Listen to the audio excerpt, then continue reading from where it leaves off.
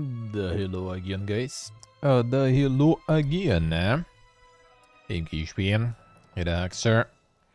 Hello again. We back. Didn't take too long, Hello, guys. Hello. Everyone's chilling now. Everyone's got in chill mode, Isok, what up? 1 second, let me check. A boop sound, maybe? Probably. Most likely.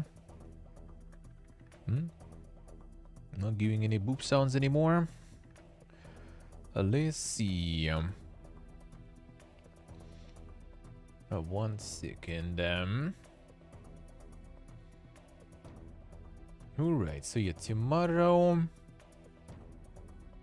Now the embargo is already over. So it's gonna be at the feast. And that one should be on Steam and on itch. So that I'm gonna do tomorrow. And probably also...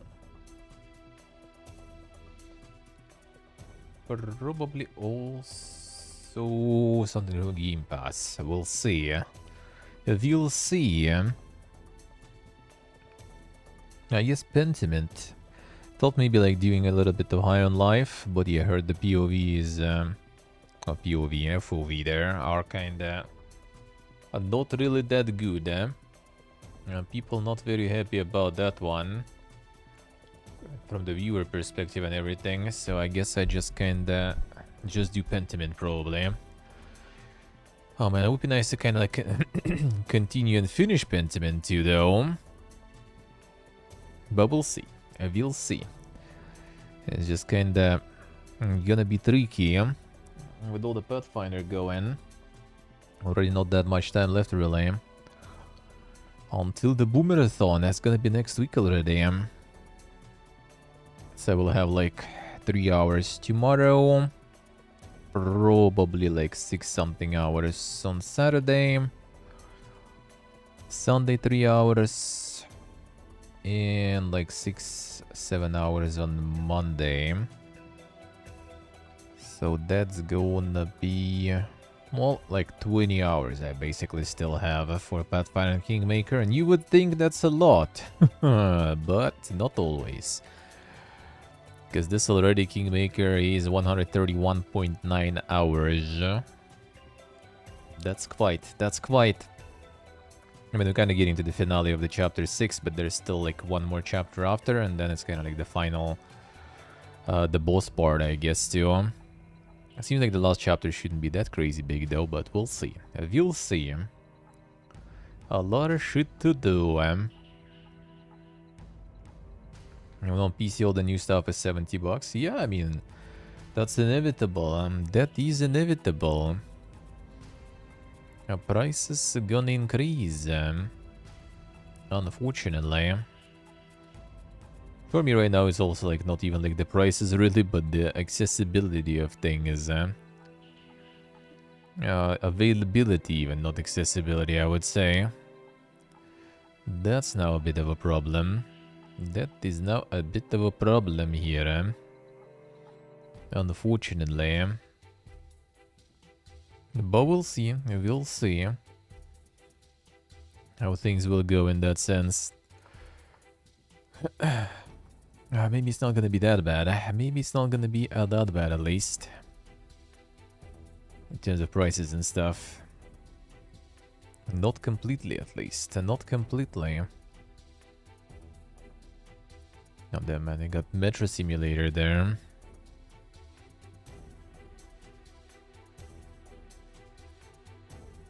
Oh yeah, seems like with the Moscow Metro even. Damn son.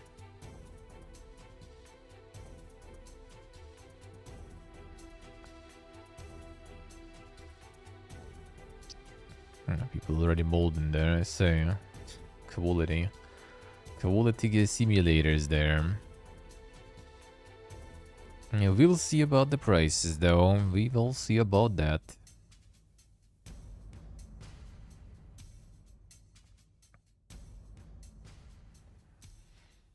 Yes, okay. I mean, it depends though. Yeah, the good, like the AAA games that roll with those prices, they're usually kind of like, you're not gonna buy all of them most likely.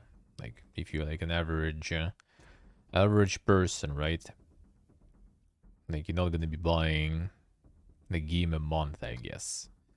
Most likely. Hey, Dreamote, hello. Hello, hello. I'll see, I'll see. We're all new here. We're all new here. How's it going? It's like not even like one game a month most of the time for people when they talk about like AAA stuff, so like, most of the people probably don't even really notice it that much. It's like they spend like those $70 or something a month. Well, yes, oh, true, true. Well, for some people, I guess that's not too bad. Like, it depends on, like, which economical level you come from, also. Like, if someone earns, like, a couple of thousand per month, and they buy, like, $70 a game once per month, that's kind of, like, whatever. You take some of the Western countries where, like, going to the restaurant will cost you, like, probably 50 or more bucks with drinks and stuff, especially, right? And you kind of like already don't really mind buying a game for that amount of money. Like if you buy a lot of games though, of course, if you're like avid gamer and everything, right? And you're going ham with all the games and stuff, then yeah. But that is already worse. But then again, if you buy a lot, you probably just buy a bunch of indie stuff. The indie stuff still, thankfully, is kind of affordable in terms of prices. Thankfully. All depends on the regional pricing too.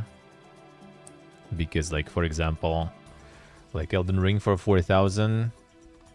I mean, dude. Like, I spent... Like, how much I spent in December? Let me see. So far. So, like, half a month, basically. How much did I spend in half a month? Real quick. And don't have a regional pricing, so it's getting scuffed. Yeah, that's a problem. That's a problem. Yeah, I spent like 6,500 in this month, basically.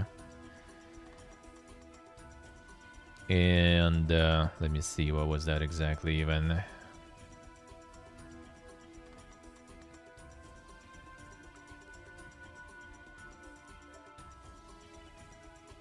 Yeah, that's with like, oh no, wait a second, that's already November. Yeah. So like that in dollars, $100 basically. Yeah. I spend 100. That's without bills yet though and everything. That's just, but that's also kind of, like with this money is like groceries. It's going to that Uzbekistani place with my friends twice a week, right? To grab some food.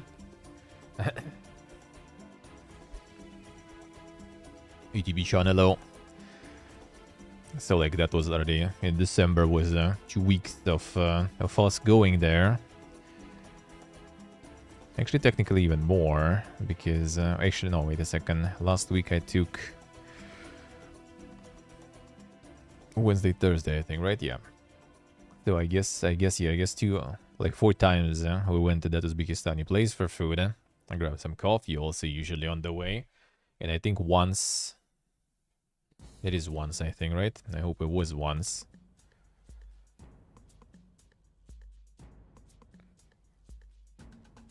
Not sick. Was it once or was it more? It was one. It was... Oh, okay. That's already November, right? Doesn't count. Good. So yeah, it was like 4 visits to Uzbekistani place with friends. And 1 visit to McDonald's even.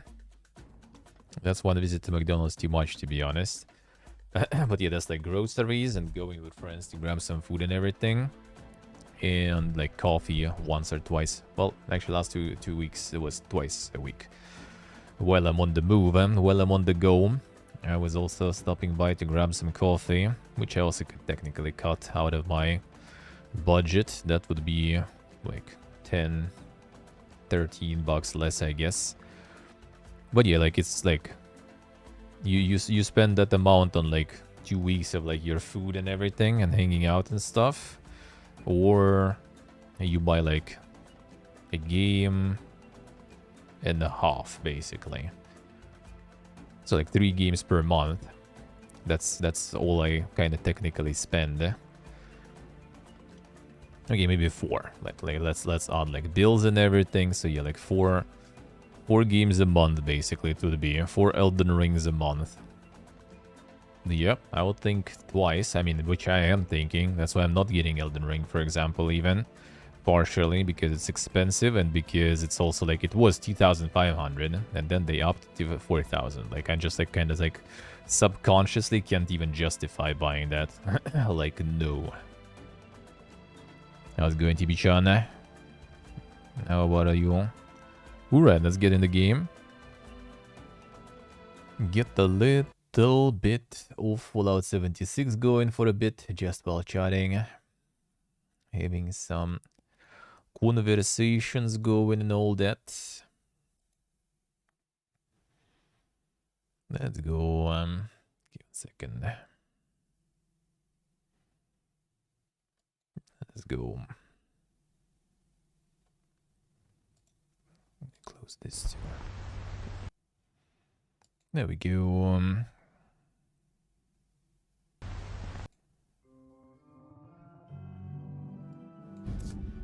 Let's see, so okay, see. I like barely really get any AAA stuff. That's my main. That's the main thing really for me.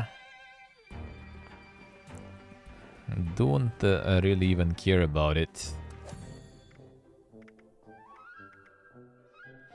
The Santatron station. Damn, son. I didn't get that even yet. Insane.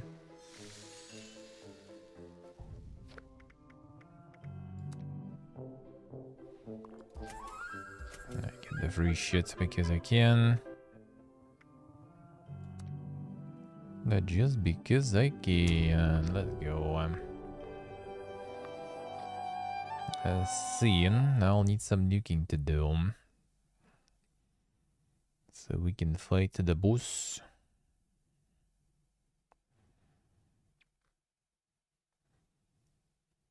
But yeah, that's the thing. That's the thing. The AAA industry is kinda. AAA, you need to be very picky. Because they cost a lot. So yeah, you can't just rather pick something you think you really want to play.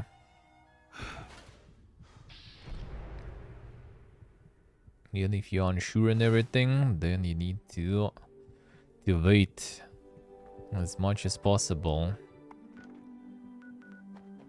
until the reviews and stuff are in.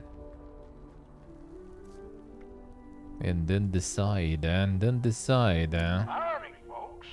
The game's about to start, so There are get groups, yourselves what? ready for some root, tootin', shootin', and lootin'. Yeehaw! Here's the deal, partners. The sheriff's out of town for a spell, searching for the escaped Capri's bottle.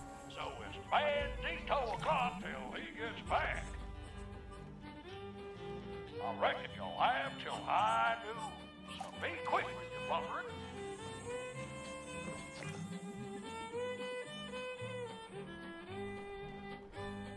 Alright, this one I was kind of late for. Yeah, we're just like starting to yoink all the loot. And just yoink that way. Find a cut out to stitch up, find a stake to crack. Just find the goods and get them back to the wagon. Time's ticking.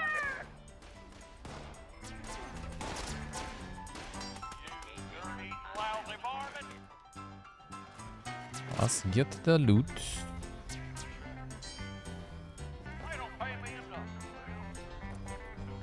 Can I yoink this? No? Oh, now I can. Bruh. Interrupting me.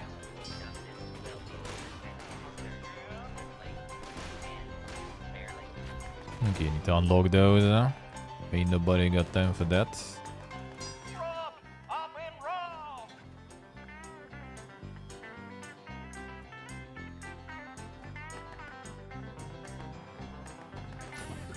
I hear tales of certain two little desperados laying low in town somewhere. If you smuggle them out of town, you'll get a boost. Got CTV show, let's see. I'm doing stuff before sleep. Sounds good, huh? Yeah, I'm gonna do a little bit of Fallouting before sleep. They don't pay me enough for this. Bullseye! You got that goofy gold varmint real good. Or other first I'm gonna get wood going to YouTube also, and then sleep. I might remote, I'm not sure. Most likely. Like, I doubt I'm gonna do anything else. Amazing job! You got quite the haul. So probably a bit of a, like, the thing is, like, I'm starting, but I'm not sure when I'm gonna be continuing. That's the thing, I don't know.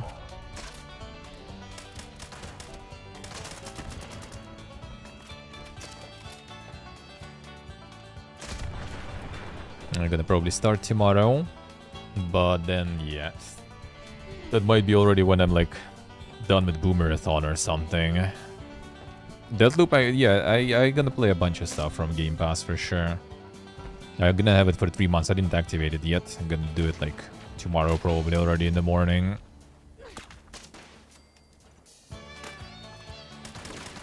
So it's gonna be pretty much until, like, the middle of... At the middle of March, I'm gonna have it. Hello, King. Yes, I do, folks. So what's that mean? The sheriff's back in town, and he's got his eye on the wagon.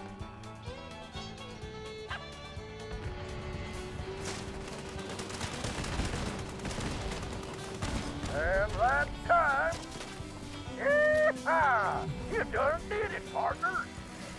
Sheriff is getting farmed here. Right off into the sunset. Or maybe over to the concession stand for a victory round of ice-cold Nuka-Cola. You'll come back and play again, you hear? Now to get peace, come clean up this mess. So yeah, we'll see. I'll probably start it, but when I will continue, that's gonna be a big question mark.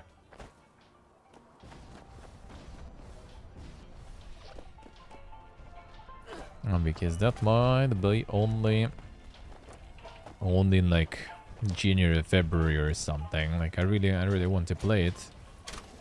We'll see what I'm gonna feel about it tomorrow, obviously, right? Maybe it's not even my jam really. Probably is though.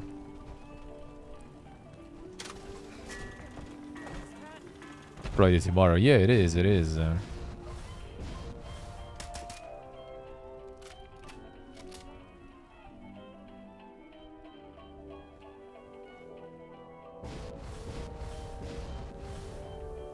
Yes. Yeah, I'm gonna need like for upcoming few, at least until New Year's. The first look Friday is gonna be stuff probably from Game Pass.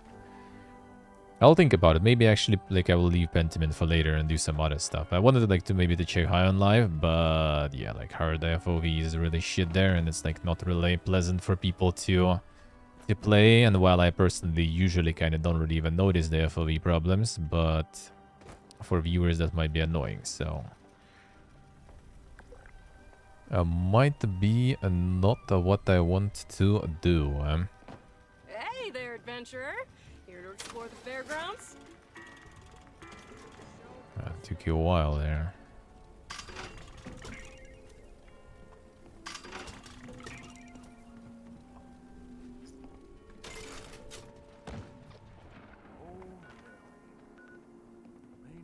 Yeah, the weekend did flew quite fast. That I do agree.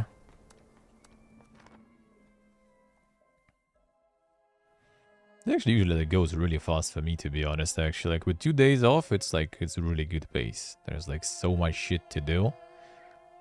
And it's like day off's over. It is like my day off's over and it's weekend time, right? The weekend still, even though it's not my day off. I love weekends because like Friday, Saturday, Sunday, there's always like more people around. There's like more interactions in chat, and like the more, you know, like The more there's activity in chat, the more like alive you are, the streamer always. I've made a lot of friends here in Foundation. So like the weekend comes, weekend's good. Then it's already like, you know, Monday, and after Monday, the day off again. Feels good. Everyone's quiet around it. I don't know. I think people like really liked it. I saw like it was trending on Twitter and stuff. I like clicked real quick to check. Thought maybe there's like, you know, already like giga molding going on and stuff. But people were just like sharing the jokes and stuff in game and everything. And the only like things I saw then was like Carnage molding about FOV sliders. And I think Dan also said later that he can't really play it long because like he gets nauseous and everything. And that he's gonna return when they change that, basically. And that's when I was like, alright, maybe that's not the best idea, not the best time right now. Maybe some extra But it seems actually pretty good, eh? Seems pretty good, eh?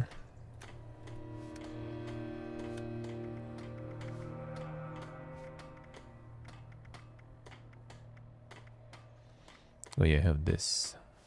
Wait, I couldn't even... Oh, it's... Okay, there was a new tab. So it by default opens the new tab for you now. Alright, let's see how it is. I'll see. Some newcomers make me nervous.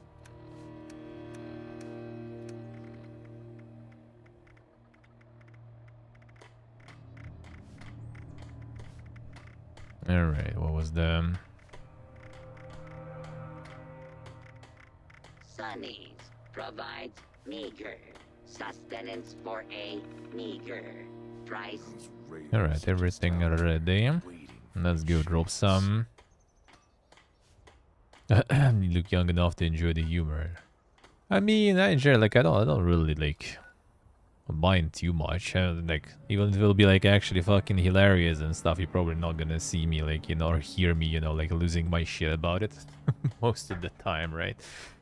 Not like you hear that in general very often, so...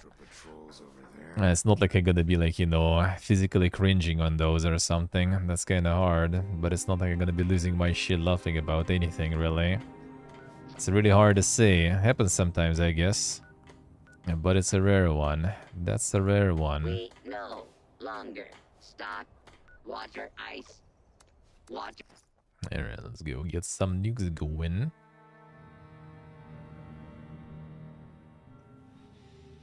But yeah, apparently it's kinda alrighty. Humor might be not for everyone, but it's not bad. It's not bad, apparently. Apparently not too bad. But yeah, with the FOV slider issues and everything, not sure, not sure.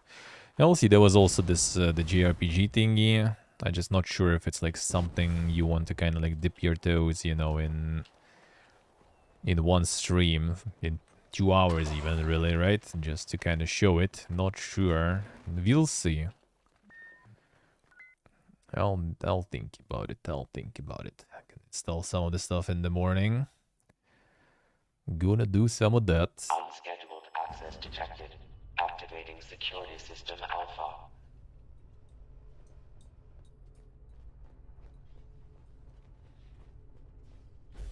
Now, Pentiment I can just... Like, yeah, I'm already kind of late for the train with Pentiment anyway, right? So I kind of just might as well do it a bit later. Maybe I'll do High on Life, to be honest, just for 2 hours. 2 or 3 hours just to see how it is. Like, is it actually that bad or something? Maybe I'll just do that, actually. It's also kind of more of a on the fresher side of things. Maybe I will. Security incident in the residential sector. I'll do a few hours of that one. See how far we can get. Maybe I'll do like coffee earlier or something. We'll see. Thing is, it's also the Pathfinder also could use even some more time. So we'll see. I think the problem sometimes when you like, you know, try to like live according and stream according to schedule, so I didn't have some things planned to some particular times. That's the main issue. I'm trying to like adjust to that schedule. Try to plan things, what to play. That's the tricky part. That's the tricky part. Registration complete. Security incident resolved. Standing down. Welcome, General. Scanning. Keycard detected. Proceed to the Oh, you're gonna check how what else is like the new fresh stuff there. and launch code Like to High on initiate Life. the launch. Like this week, for example, then we'll see next week, and then like the last week before January, I can do just like Pentiment or something. I'll think about it.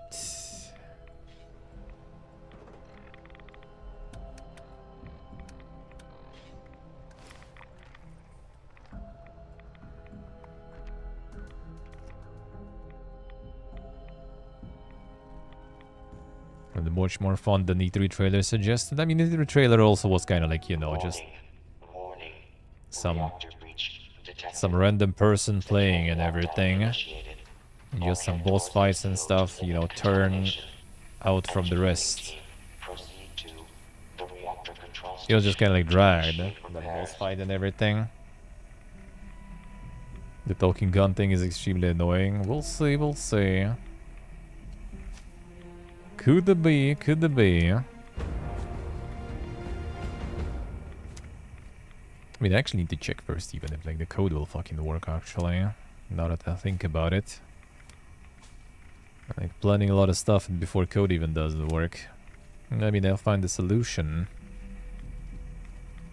But that would be a very annoying. If that would be the case.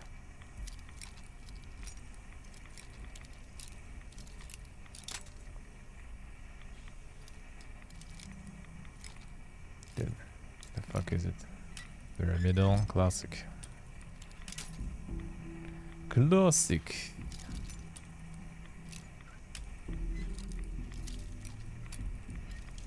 Gotta be joking, man.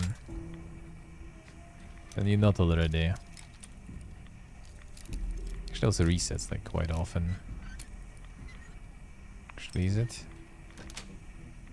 Took you a while.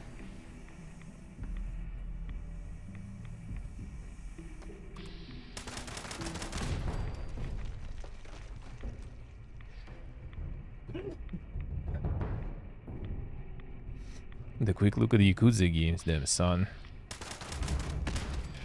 That'll be just me watching like the intro cutscenes and stuff and 2 hours gone. To be honest, to be honest.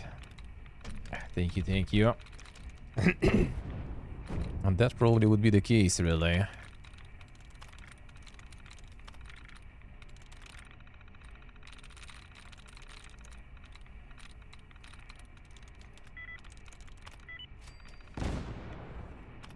Most likely. Overriding security lockdown. Opening bulkhead doors. Please stand clear of the doors.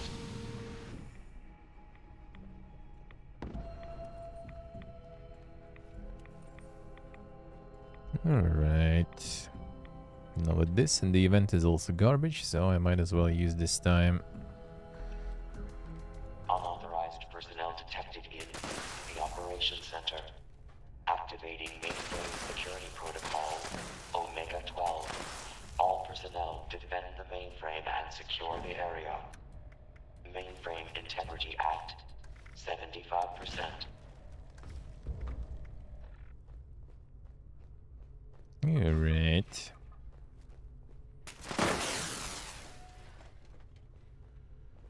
Hope I'll get Pathfinder though in time. A bit late will be not that big of a deal. But still. Mainframe Integrity Act 50%. Perimeter movement detected.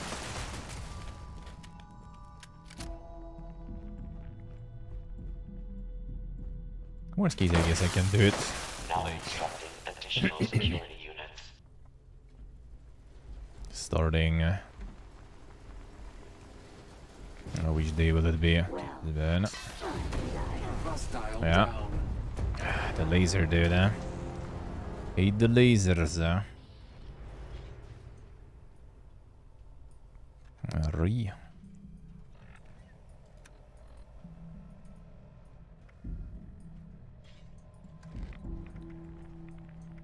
I'll get some rods then.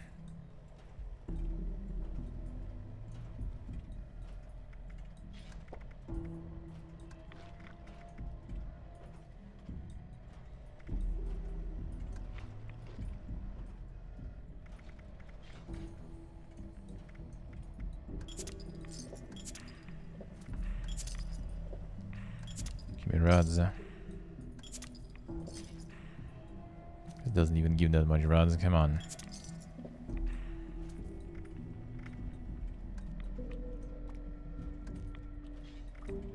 Dude. How annoying can that be?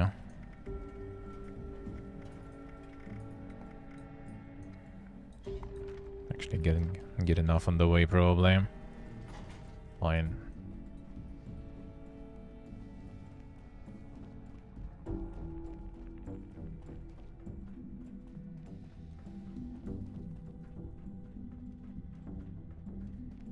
Not digging the art direction, Judas. I mean, we haven't really seen that much of it, to be honest. I'm kinda not sure. Not sure.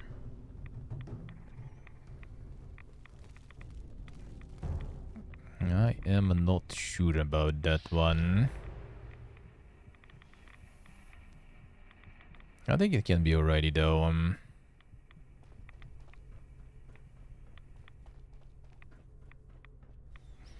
Atomic Hearts do look kinda more original, I guess, let's put it that way. Assembling reinforcements. In the same game after all these years. Yeah, I was kind of like thinking he's like, you know, was always like in search of something. I was thinking he's like, you know, about to pull something completely unexpected there. Something super crazy innovative. Like, you have all the time in the world, and, well, not all the money in the world, but you basically kind of on an endless salary there, right? Because they were at, was it 2K, right? Or Take-Two? 2K, I think. On the 2K payroll for all these, how many, like 8 years or something?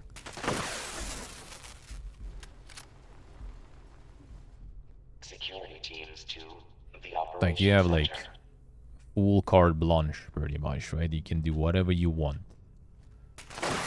and you get paid for it. Mainframe integrity compromised. And you just like kind of like do the same sort of. But in the same time, I'm not sure that could be Bioshock 4. Bioshock 4 has nothing to do with him though.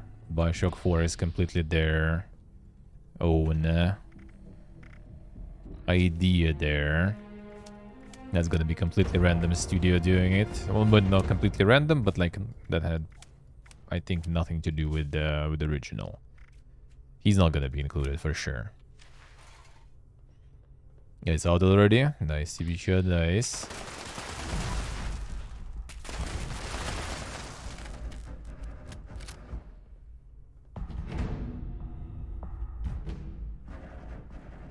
The Wolfenstein, like, now, dude, they had like that. They already like referenced some Souls-like stuff there and everything. I think they don't know themselves what it is like. Damn TV show, then gotta control yourself. Go sleep, sleep. Tomorrow you vampire survive. Please think of the children. But I don't know. Like, I mean, you know. Maybe after all those years of kind of like searching for something, he just realized that, you know, he's good at making this kind of games and he just wants to make another one. Maybe he already had like some sort of like story idea and everything, right?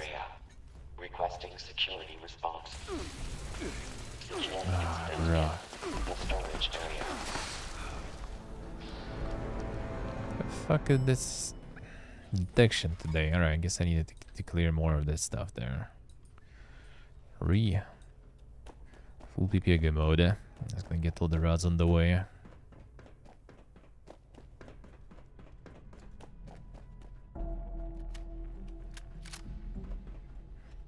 Okay, worse than the last story also? You mean like Bioshock, like 1 Infinite and stuff like this? I mean, that's that's subjective stuff. For me, Infinite was more interesting. The best stuff was obviously DLCs for Infinite, and when everything comes together. That's just like nothing tops that. I think. Especially in terms of DLCs and stuff, that was like full circle. Really good delivery of like finishing that story and everything. That was good. One, I mean, it was nice setting and stuff and everything, but like story, I don't know. It's like kind of like a one twist sort of story. And the rest, I mean, was not too bad, but was kind of like, I don't know. Infinite felt more fleshed out already.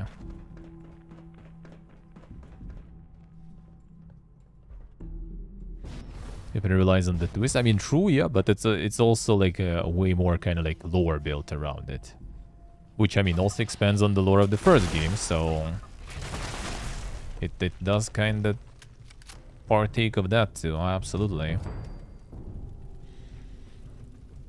like it's the expansion on the first game in a way too. So I do agree with that. Sky City had no atmosphere. I mean, I didn't mind. Like, I like Underwater more. I like more grim and everything, too. But I like Skies, too. And that was interesting. And he managed to kind of, like, get some of the, like, you know, time, multiverse type of thing without getting it, like, super weighted, I think. Because a lot of those, like... time travels, multiverses, I don't like. I see them, I don't like them because it's usually just like becoming way too convoluted and annoying to understand, to comprehend, and to navigate. This one also was quite dank, I would say, but not way too dank, I guess. Let's put it that way. Like it was way less convoluted than some other games that mess with the times, with the time travels. This one all kind of made sense and was really good.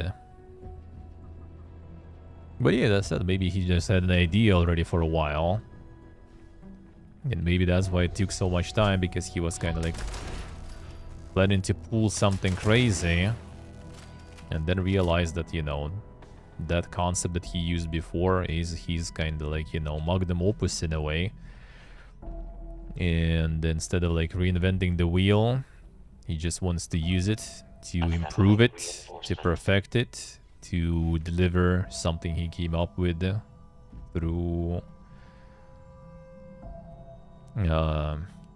like medium, through the format he already knows well.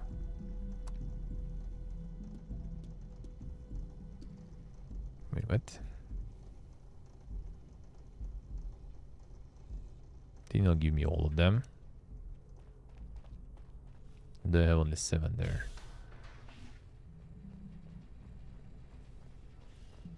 Time travel usually just creates a lot of like weird situations. Oh yeah, I didn't pick these up, of course.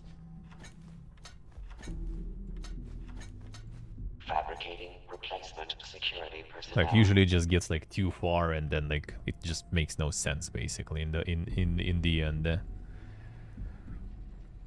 Like some of the stuff he also used in the game makes not like, well, makes sense, but a bit less. Like all those like things about, you know, like about the cut finger, how it made all that happen, how when dying in one reality returning to that one and stuff. But that's just kind of like already complete fiction. Like, it doesn't really make you question stuff. It's like you watch like Terminator 1 and you kind of like question it instantly. Like, how the fuck, you know, he sent his own father to the past to make him. Like, the fuck? How? Well, how did he even like appear in the first place then if he sent his father to make him in the past? Like, dude, come on. What is this shit? Like, it's instantly PP again.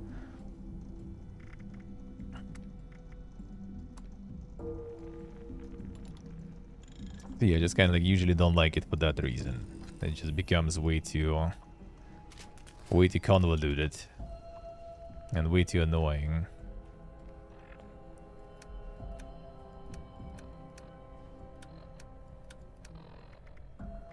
I had to keep track of, basically.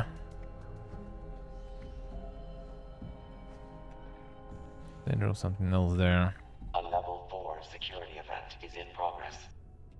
Don't know what it does, but I'll keep it.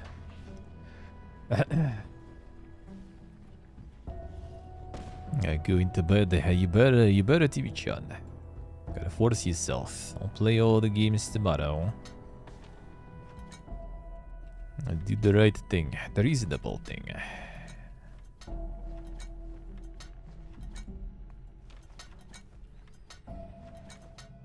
Yeah, I kind of like don't really blame when they do like, you know, the same stuff. Because sometimes it's just kind of hard to, you know, to even come up with something. Security incident resolved.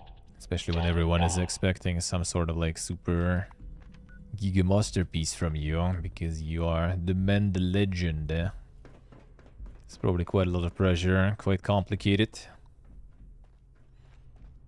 And maybe already like 2K or Take-Two, they were already, I think it's 2K, right? And behind that, they already were like, yo, bro, you know, you're already kind of like sitting here on the budget with all your studio for that much time. And recently there was this expose in the media All stations standing by. Proceed to the launch control terminal from your like ex and current workers. And media is about to eat us alive, huh? There's way too much questions. I think it might be time to speed up the process, bro.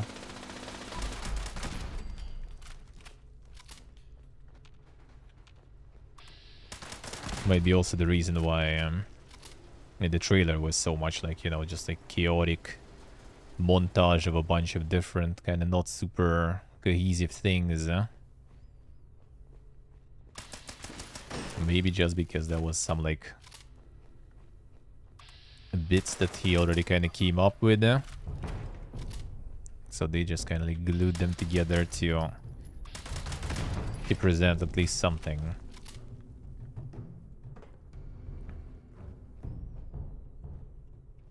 Lock him in the office until he finishes, yeah. And that's, I guess, kind of also like the weird part. He's now again doing Bioshock, basically. Take your stations. All personnel to stations. Yeah, which he didn't want to do. Well, actually, I don't think they should even touch Bioshock anyway. Unsanctioned launch in progress. Security teams to the control room. Like, let it be. The control room. Let it die already. Additional security required. The story is all finished and wrapped. Don't even touch it. Why do you need to touch it? I mean, I know why, of course, everyone knows, but shouldn't. And he already didn't want to do it himself. Which is a good thing.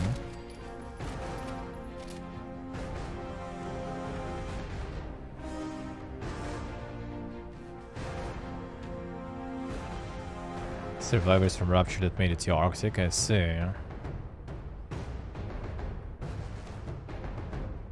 I mean, I just wonder what they're gonna, like, even make there. Like, how they gonna make it Bioshock, basically.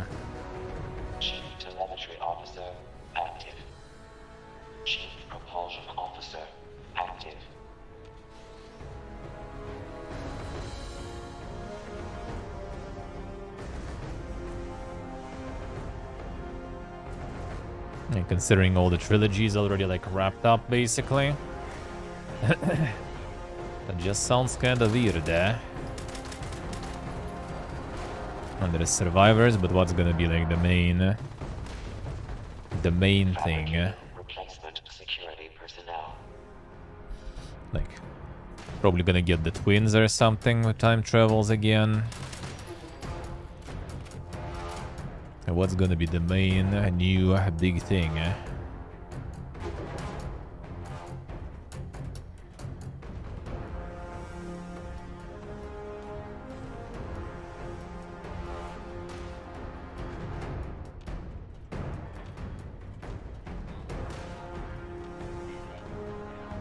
Yeah, it's like it's kind of all wrapped there now. Like how it's gonna be connected to the previous one. And the only thing is, yeah, like using the time and multiverses with like twins, for example, just to pull some shit. Custodian officer. Now constructing additional security units. Probably trying to like put some like big daddies there too or something, just, you know. We'll see, basically. Like, the trailer probably gonna show. Is it gonna be at least trying to do something interesting, or is it just gonna be attempt to, like, put as many references as possible and farm some money, is it?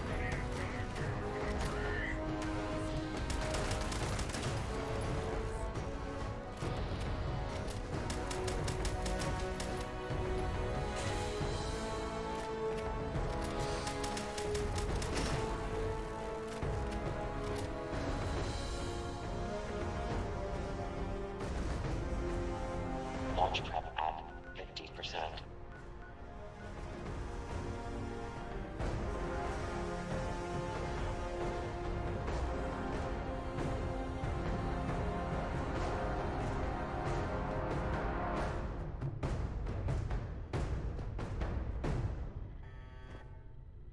Alright. Let's see, get this here.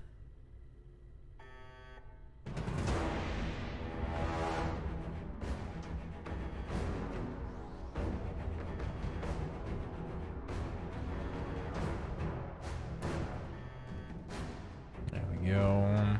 Launch prep at 75%. All personnel to your We stations. are at Charlie.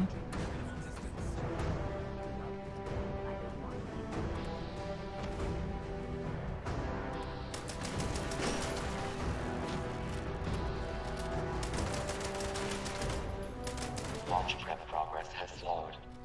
Chief propulsion officer destroyed.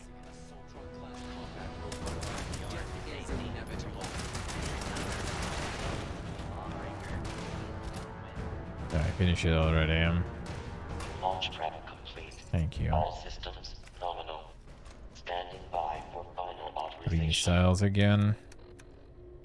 Or even trying.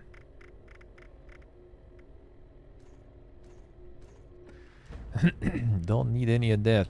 Keycard accepted. Keypad access granted. Right.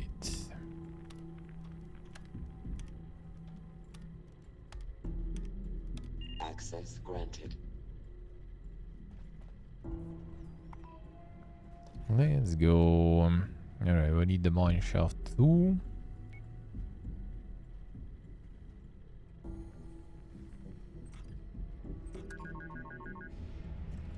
Let's go. I'll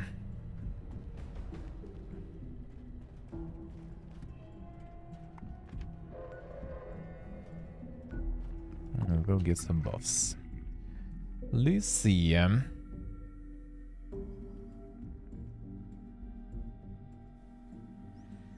the content with Songbird was cut? Yeah, pretty much.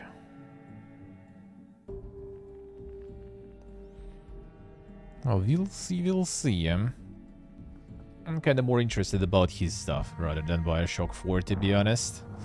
Like, for me, after all the DLC loop, it was like a wrap. Like, I don't want anything else. And that's a wrap. I've seen what I wanted to see. I don't need anything else of that, to be honest. If the Scorched or the Ferals don't get you, the Rats will.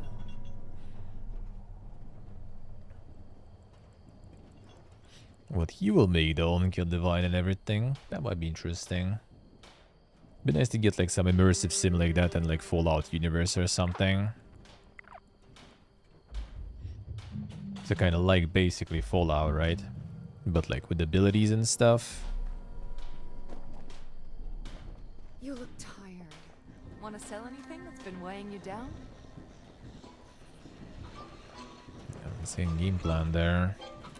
You and I stick together like excess adhesive. Passion Project 12-4 will be a cash grab? Yeah, most likely. I mean, hard to say, like, as I said, like, it might be that just, you know, they already were like, alright, dude, there's all this, like, you know, journalists digging into that stuff. You just got a bunch of shit. We get a bunch of shit because of you. You know, pronto, dude, pronto. It's time. It's time to roll something out.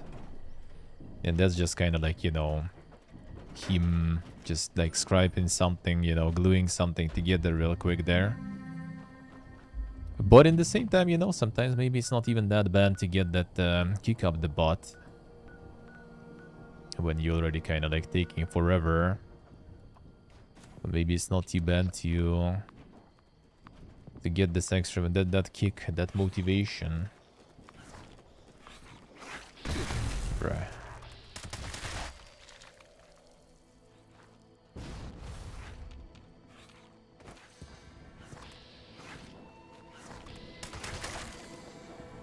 Okay, you doing here? I guess the view from these mountains is the next best thing. There's usually more of them, right? I'm all out of water.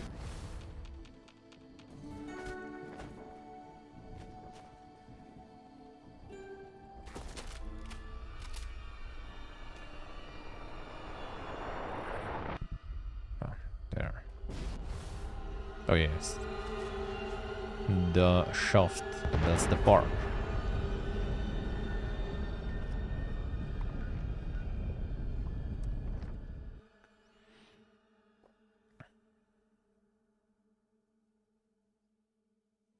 From the creators of Dead Space, yeah.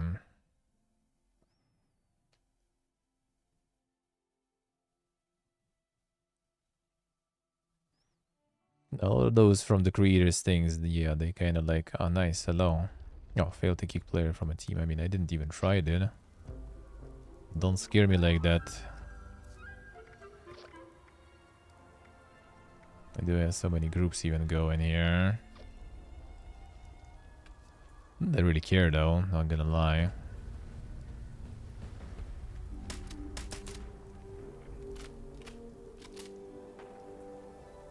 Oh yeah, melee on these. Oh yeah,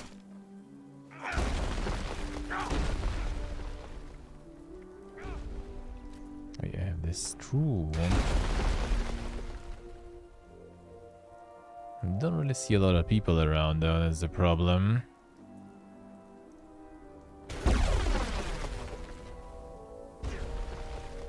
Now, where is the people? Teleport in. Oh shit, Monka is.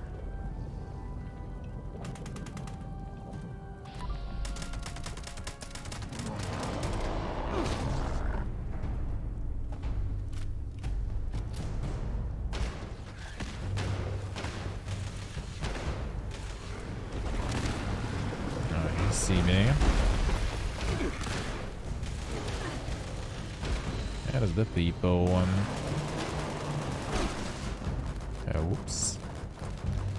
That one I usually dodged before. No, thank you, sir.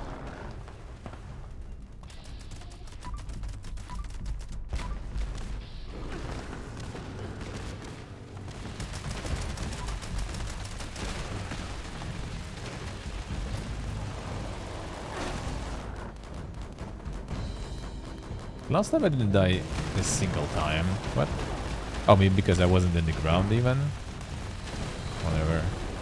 Maybe I should just try to stay up there. Wait, Amazon will be publishing Tomb Raider too? Damn son. That's an interesting one. Okay, when I fly I didn't take that damage. Maybe I was just far.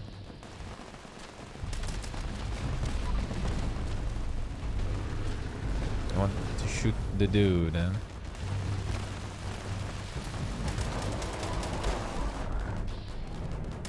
Yeah, this I dodge right now. Maybe I just became lucky. And before I was unlucky. Yeah, I do have some ammo that I don't give a fuck about. I mean, kinda. Oh yeah, I have this actually.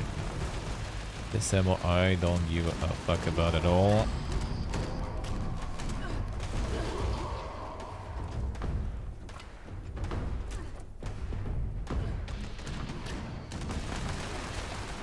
Some rats here.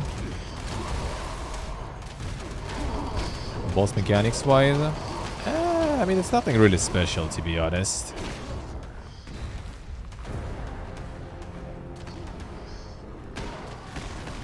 What the happened there? Just had like a lot of damage this time. I'm not sure.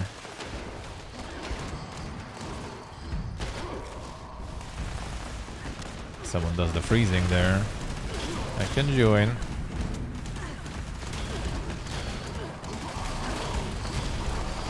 He's actually like not really getting frozen that much. Yeah, just getting destroyed here. Last time I was like no damage whatsoever. What is up? But what is happening? Mechanics are like nothing really super crazy though, I have to say. Just the usual stuff. Crystals you need to melee. That I kinda don't mind. I'm not sure if you can like jump over his stuff actually.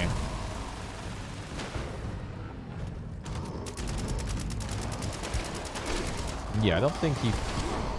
That guy managed though. Maybe it's lag or something. I'm not sure. Because first time I wasn't this boss, I haven't died once, I think.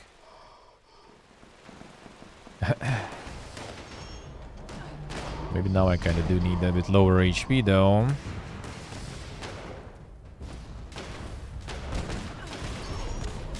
Seems like some of the plebs also deal a lot of damage there.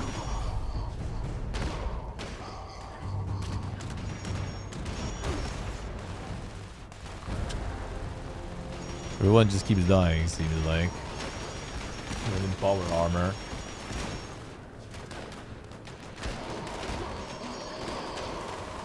Even in the power armor. What is this?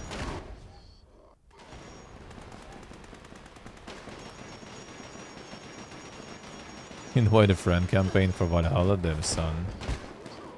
Yeah, they sure are going ham there.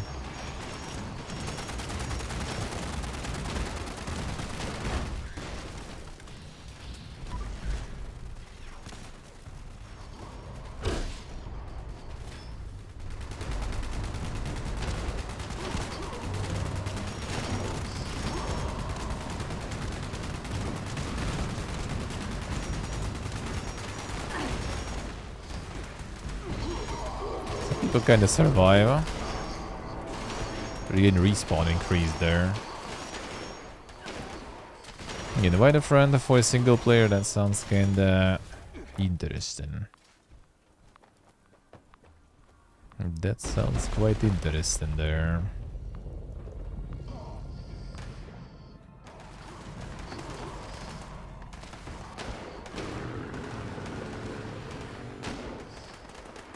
Well, that's what they want to do in the next ones.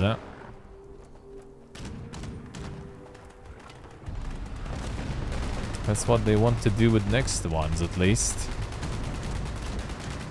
Yeah, I can shoot him from here, at least. Oh, the back is actually quite good damage there. Will this reach me? This one I just dodged.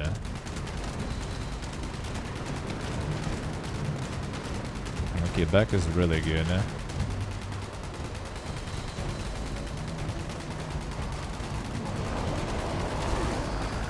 Like, even when you're flying and stuff, like, what?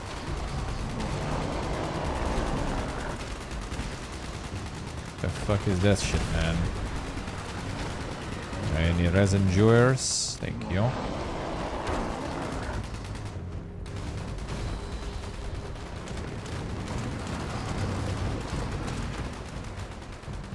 That was this damage.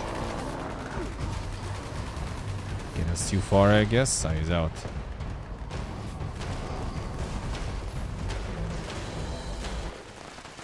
Not sure what's happening here with the damage now. Last time was not a single death. Ah, there again. Oh, different one.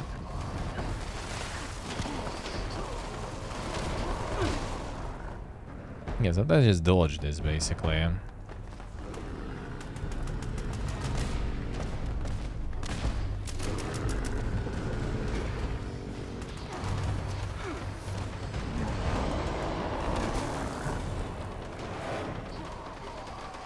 Flying, not flying, I'm not sure.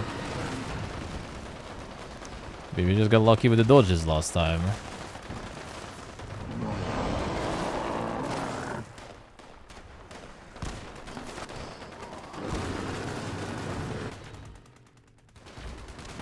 Guys also sometimes die, but not that often. Yeah, come on, dude. And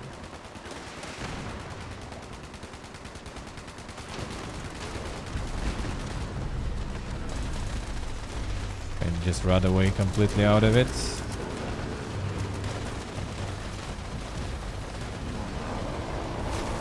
Bruh, this is so annoying. Like I'm flying. Hell.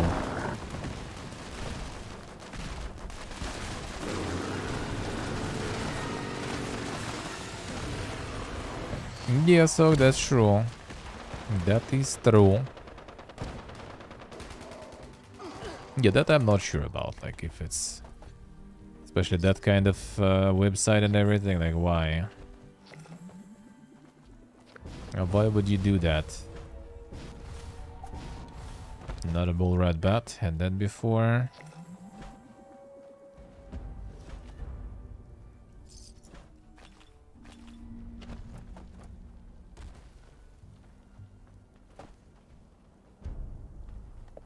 Like maybe I needed to get like the full group here actually. Maybe that's why. That could be the damage resistance thingy also.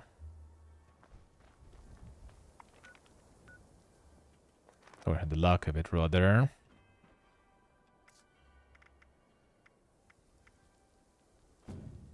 That stuff just gonna go to the full group.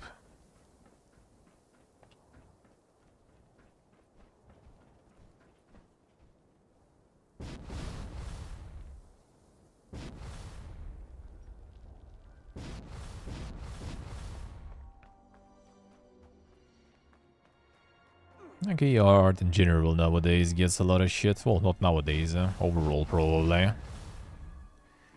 Which, for a reason, quite often. I also feel sometimes it's a bit too much though.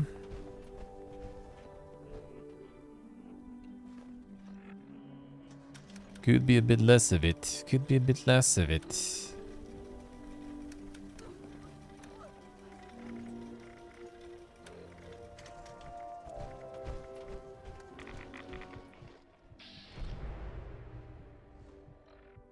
And the art in these in shambles. Yeah, I guess you could say so. Anyone and everyone's welcome. Except cowboys. We got enough of them over in Covers.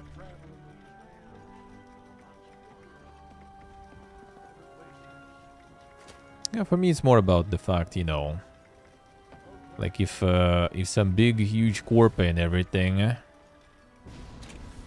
that can afford the proper quality labor of an artist, group an artist, is going for that stuff, that's kind of weird.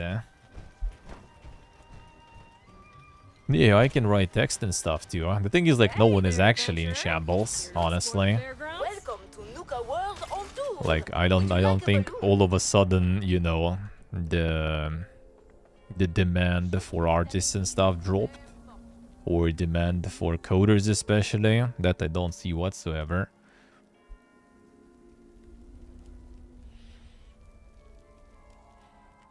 Can't copyright AI art. Well, I mean, that sounds like a good one. That sounds about right.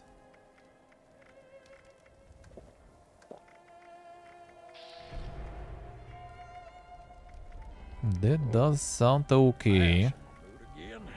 Stopping here was a bad idea. I demand the shade of a good pine next stop.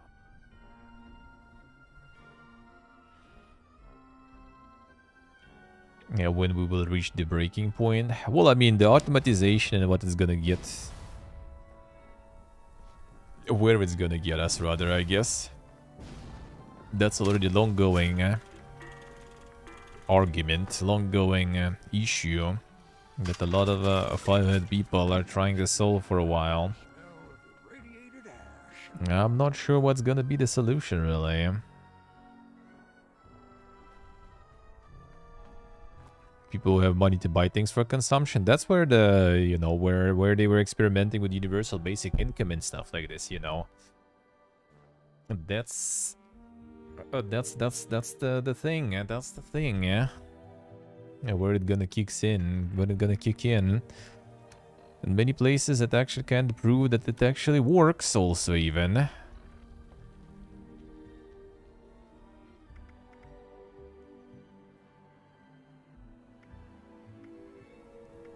Yeah, which one was that?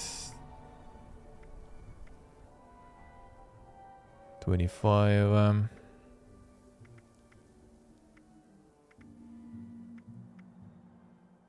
not this one.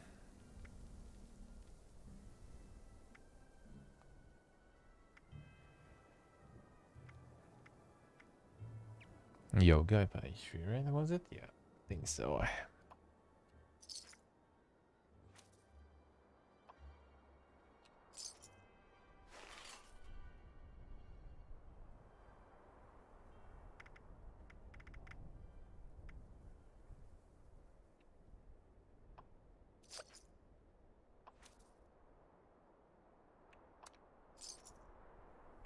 Okay, 1 second. Then I get some more stuff to sell.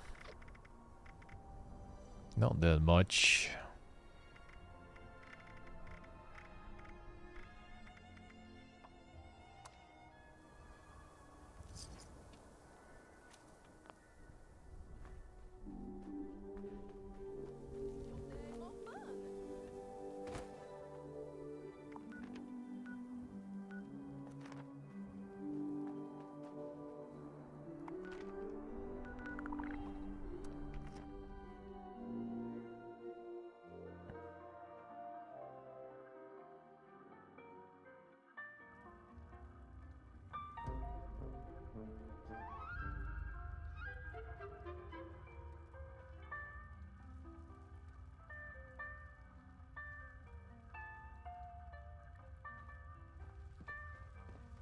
No, I mean that's exactly the experiments that people are doing, like in Finland and other places with the universal basic income and everything.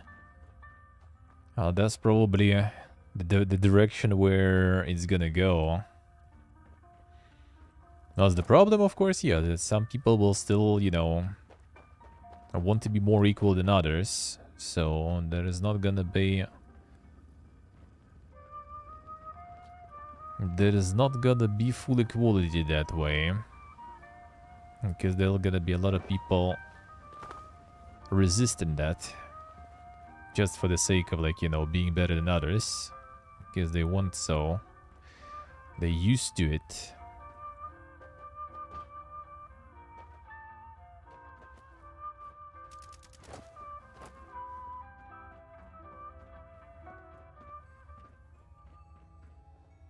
Yes, there's a few lights missing in that area. You'll want to start by finding those and setting them up.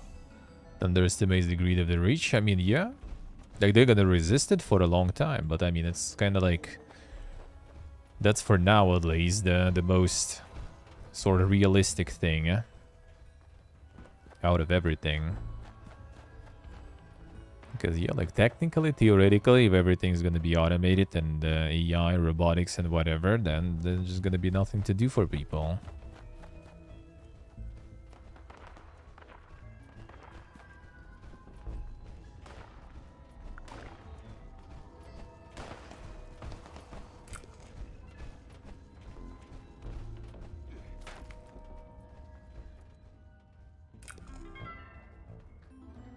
It's not gonna be exactly about like the taxes and stuff though at that point already, I feel. Like it's gonna be the amount of production, amount of things that were made. They're just gonna be kind of reattributed to others.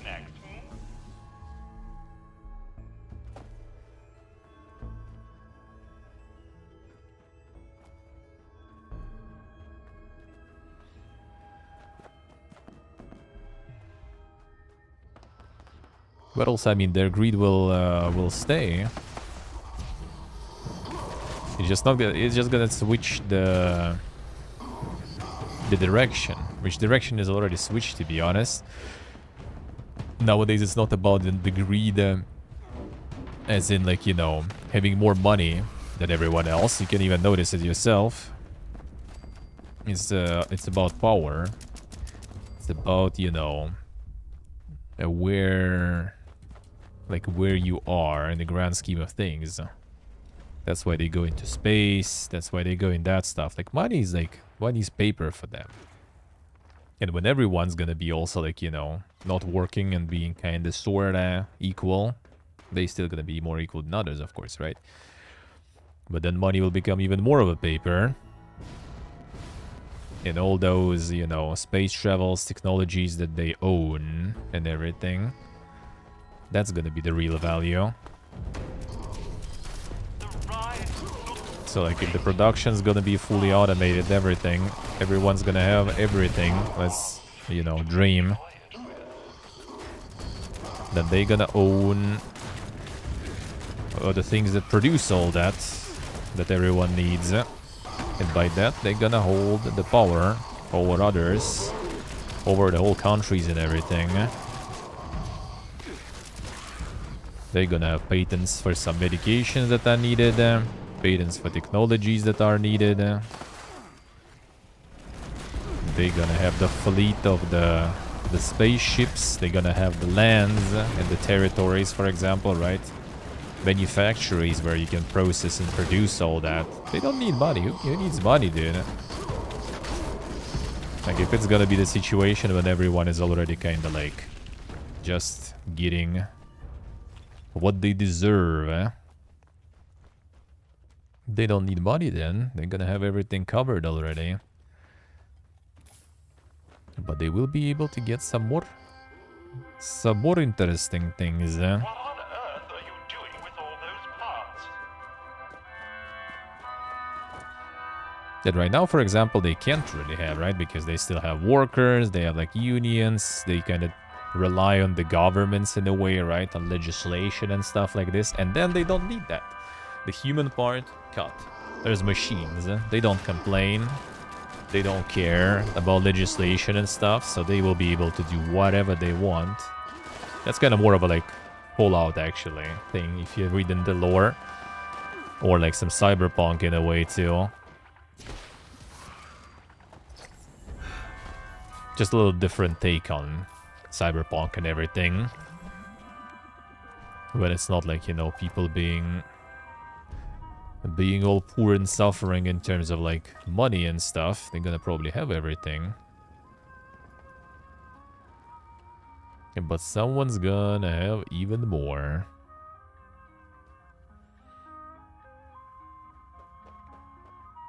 Because people are greedy. That's what I'm saying though. Like all the giga corporate dudes, they already don't care really about that. Like I don't think they measure even like that with money. They look at like just buying Twitter to like set all shit on fire pretty much and stuff like this. Like they don't care about that anymore.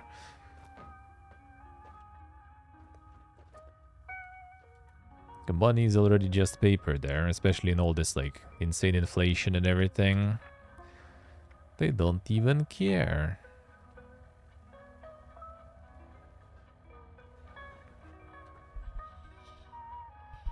Then what would happen in near infinite supply of things? They gonna strive to take hold of what produces that supply.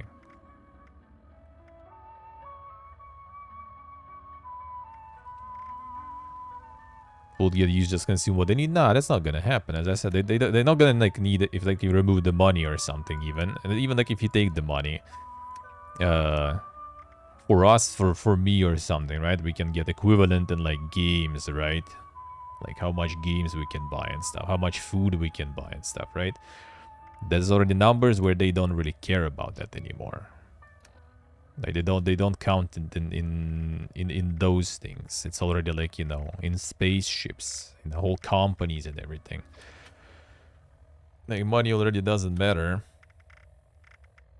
They can already go to a completely different level of things.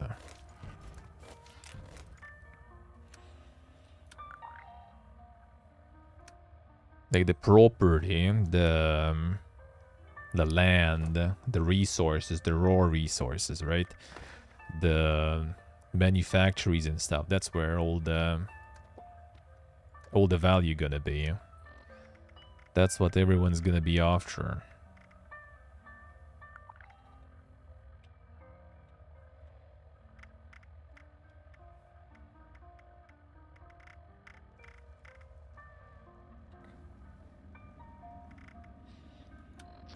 Like it's gonna be all about having things that give them power over others. That's pretty much it. Everything else not gonna be important.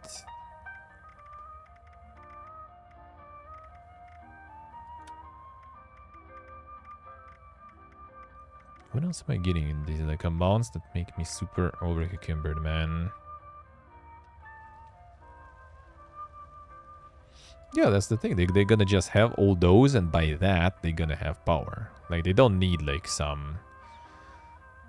like, billions of dollars. Like, who gives a shit if you have billions of dollars or not when you have, like, an army of fucking, like, robots manufacturing things and you can just, like, flip your fingers and stop the production of stuff that people need. Or when it's already kind of, like... you know,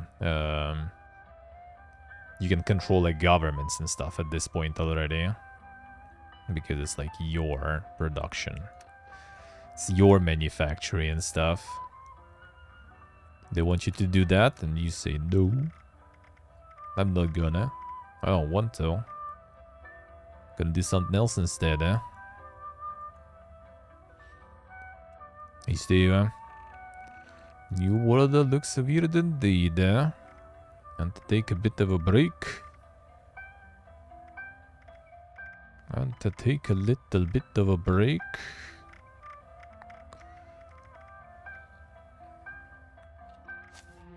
Check some more of that new update. More thoroughly. That will do for now.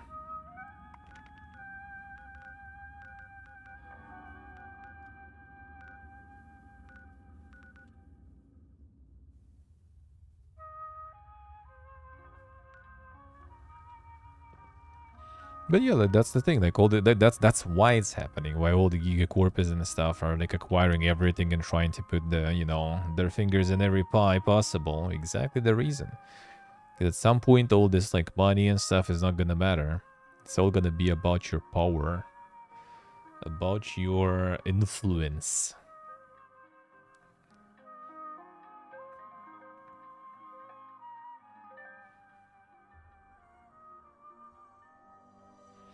We'll see. We're not gonna live long enough to see that, thankfully. Already seen enough shit in my 30 years now. Think I'd rather stop. I'd rather have a full stop and relax, to be honest. Or like 30 more, so I can just fucking die in peace already.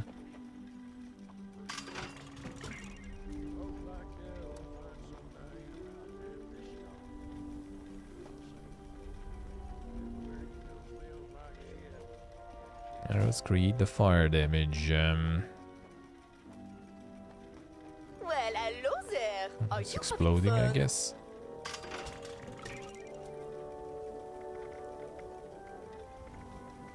Start the Gunther's be kind too. Fine. Sure.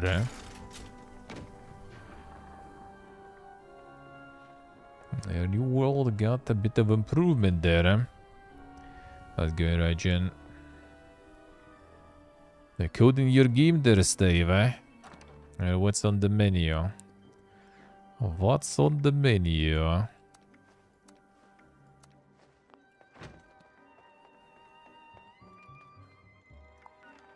could really go for a ramen burger right about now. No, let's drop another one.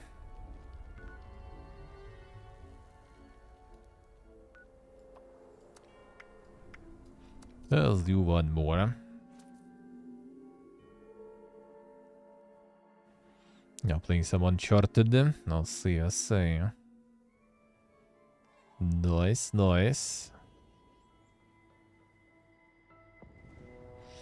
But yeah, my take on all the AI stuff and like, especially in terms of art and everything, if that will be something that will allow some, like, basically... With coding too, I guess, to be honest.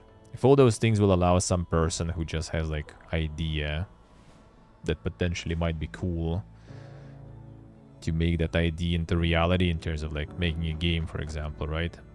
With no budget and stuff. Why not? I think that's good. It's not like without AI they would do anything. They would probably just don't do anything ever.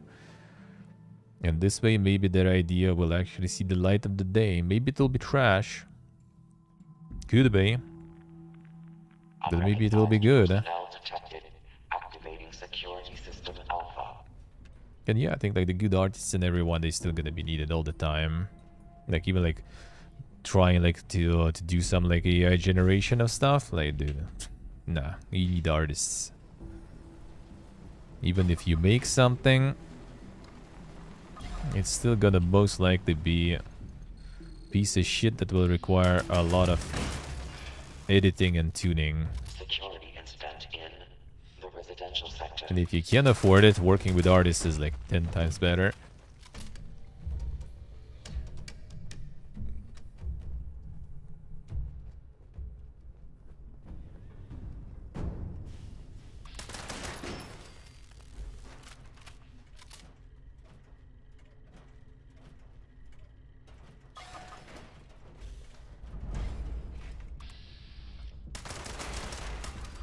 Let's see, Steve, I say. Yeah, I kind of like upgraded, exchanged a bunch of the tokens to different stuff. I mean, you could try at some point, go in. I'm not sure you need to find a good time when it's more people, so we can do that. Now constructing additional security units. Like, I would be down to farm some more. New World Bosso and everything. Still more skins to do. There's a bunch of skins, really, I kind of can still do. AI in commercial games, I think it's not really a problem. The thing is, like, again, like if some studio, some game company and everything, if like as you said, they not allowing the copywriting of the AI art. So like for any like serious business, basically serious company, that's already kind of not an option, right? Like you make some hit and it's not even yours then. So they're not gonna go for that. But overall, when I like did try a little bit of that AI stuff, it's still like really annoying. Like you can be a god at writing like the lines and everything. It's still not gonna be the same.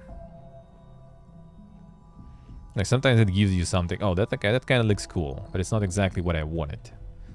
Like with artists, sure, it's also not the same, right? You can be like, all right, dude, I want you to draw this and this. They do, but you at least can go like with this, but a bit better. Like this a little to there, this a little to the left, this a little to the right. Yeah, I could learn to do that too eventually also.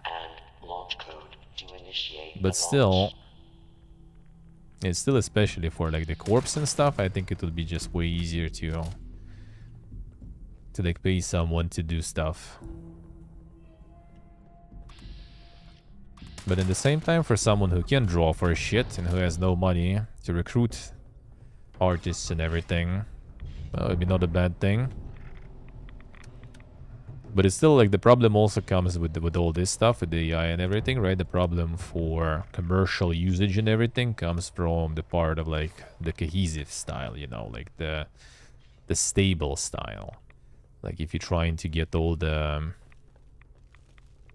art in the same kind of like, you know, direction and the same vibe, like yeah, I'm not gonna make it. Reactor breach detected. You can get like Security more or lockdown less kind of same stuff. Overhead doors have sealed to limit It will be contamination. kind of similar Engineering team, proceed in a to global reactor sense, but control it's still gonna be station to different. initiate repairs. Hey, Nicolo. Like I was just kind of like looking into making some sort of like waiting screen or something. Like for coffee, for example, right? When I'm switching to the coffee and everything. That was just basically like, well, let's see what the AI can make, for example. You know, I mean, there were some okay options there, but yeah, overall, kind of wouldn't really. I wouldn't really say so.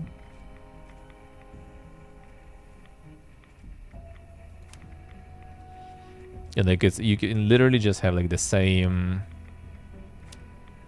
line in there, right? With the same parameters, sorta. And every time it generates something different.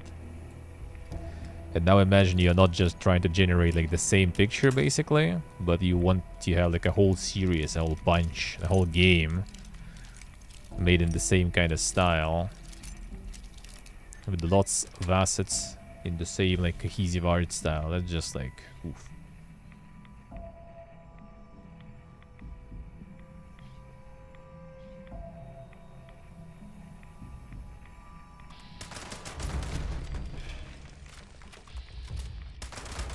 I mean, PR will never really learn that.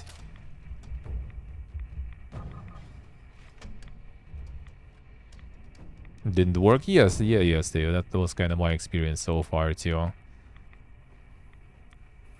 And right now, at least, it's not there. It's nice to just get, like, some beautiful picture. So, like, yeah, maybe, like, people who were just, like, drawing, you know, something kind of cute, nice to put on the wall. Maybe for them, that will be kind of now not that good. Because people can just like generate something like that and, you know, just fucking print it and put it on the wall, done.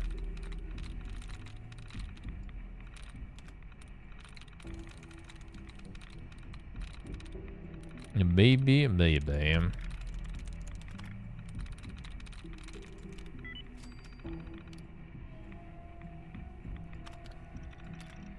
But those who do it professionally, what is for someone who needs some professional art, then it's not gonna really change. Like if I want to make an emote, for example, I'm 100% sure that no AI will ever get close to it. Especially to adjust it to like 28 pixel size, for example. Nope. Impossible. Unless it'll be like some special, you know, trained AI that knows how to do that. That in particular.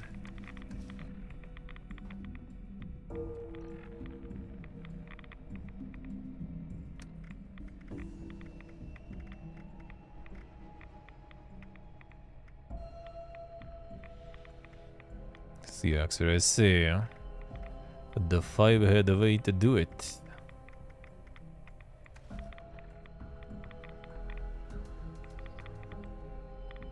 The AI emote making till, bro, and at least maybe they will have some good emotes made, like global ones.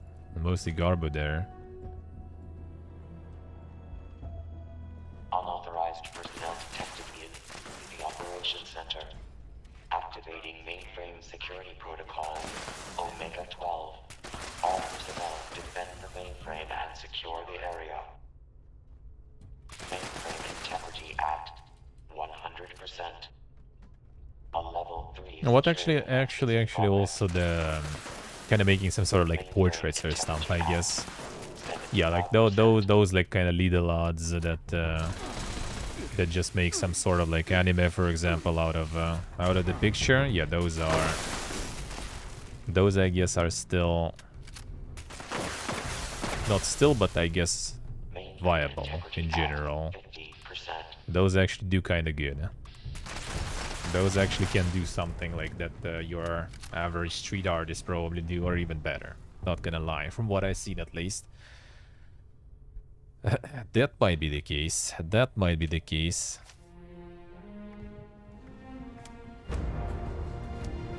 But yeah, I think like the professional art is gonna be way better than that for sure.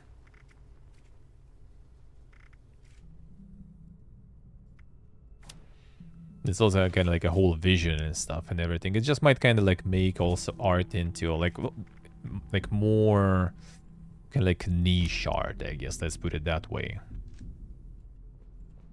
Which I mean, like a lot of things kind of went through, for example, right? Like a lot of jobs really already over the years,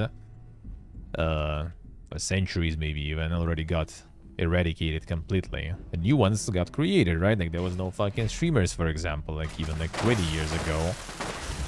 Let's put it that way. Assembling reinforcements. And there is like nowadays, well, still here, for example, there is still how you translate that, and there is still like a vocation that that you can get education in the college to learn how to solder, you know, the integrated like the integrated circuits and everything. Mainframe integrity compromised. Aborting security protocol. We still do that. Even though anywhere else it's like all automatic now. No one does that anymore. Same as I guess like no one really is complaining when, you know, like the business side of things becomes easier. And you don't need to have like an accountant or something for you, and you can just like go to the website and just put stuff in and boom. Done. You paid all the taxes and stuff. That's good, right? Does that make accountants and stuff completely, you know, extinct? Fuck no. There's still plenty of them.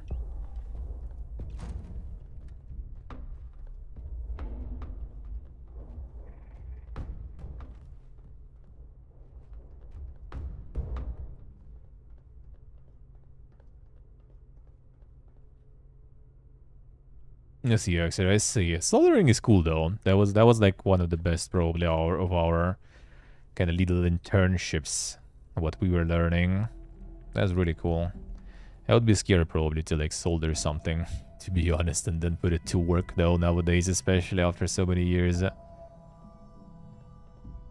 Well, yeah, that's the thing. Like a lot of things become more niche and a lot of things becomes craft, right? Like yeah, carpentry. Like dude, there's like the what's the name? The machines that gonna like you load the model in and they're gonna like fucking cut fucking penis with veins for you out of this wood or like whatever you want with insane detail and stuff.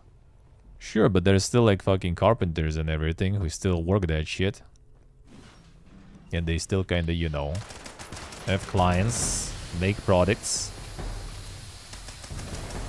because now it's not just like some mass-produced penis with veins. It's now, you know, the proper handcraft. With the craftsman who put his soul into that dick, you know. It just like kind of increases the demand, like the required skill level. It makes it more niche. It makes it harder in the industry, in that field. But it still works, it still exists.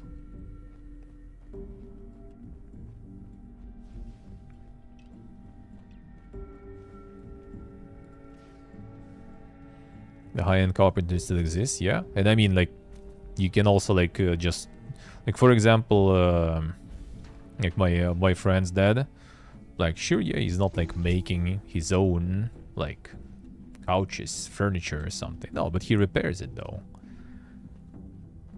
So like, yeah, does he get less money? I mean, I wouldn't say so for amount of work, to be honest, because the furniture is still quite expensive to buy. So a lot of people just call him and call him to fix stuff. So he just goes in, like replace some cloth that is old or something. Like replaces Couple of planks there and everything. Boom, done.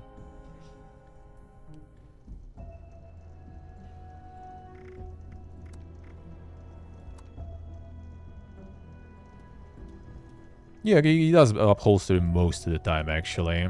There's like a lot of money there, really. It's like way easier. Way less hustle, still good money. Like new furniture, like good one, is super expensive. Here for the Warello.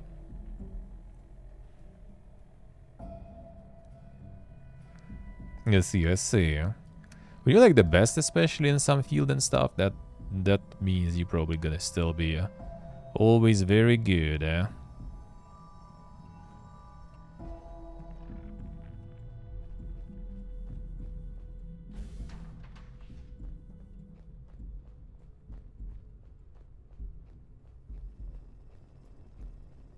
Like, you always will have something to do, eh?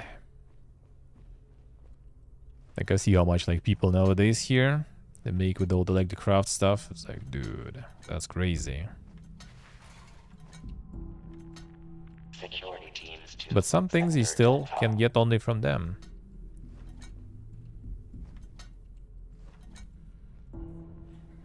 Even, like, the good cutting board, for example, that is not, like, you know, some plastic stuff or, like, some IKEA stuff. They're really hard to get. Really hard to get. If I want like massive, nice, chunky cutting board for the kitchen, that's gonna be expensive. That's gonna be like, you know, security incident resolved. most likely handmade. Yeah, that I agree, Haxer. That I agree. A lot of that knowledge just gets, just disappears. Yeah, that I do agree. It's just even the same, like with kind of like my dad is an engineer, for example, with like the water treatment and everything.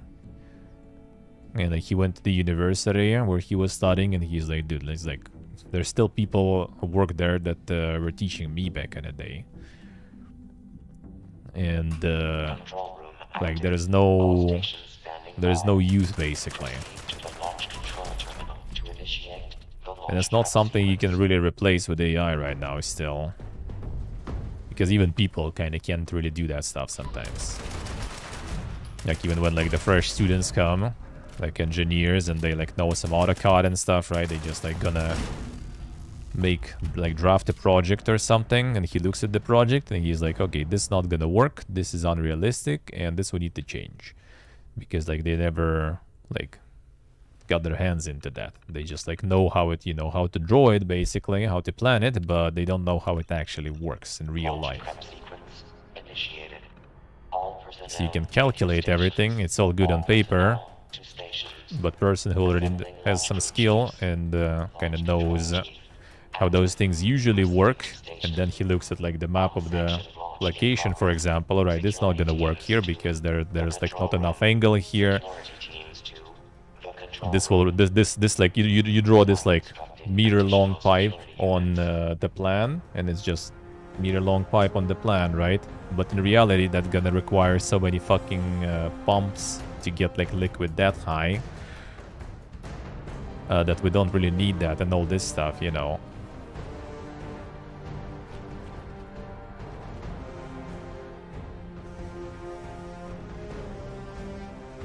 Like, he isn't exactly cheap. It used to be kinda, but yeah. I'm pretty already just like doing some nukes real quick just to get the new boss that for some reason kind of destroyed me in the last run somehow, and I'm not sure why exactly. I was taking that much damage every time. I'm kind of just like doing more of the new stuff to get a better look at it. Already taking my break with Fallout 76 really after another couple of months long session. So now just doing my evening extra stream. But just to get a little bit more of a new stuff. Let's see, so okay, see. Yeah, that's pretty much how it goes, yeah. I mean, like, my grandma is still like my dad, and like some other people still consult with my grandma, who is like 80 soon. teams to That does indeed the happen.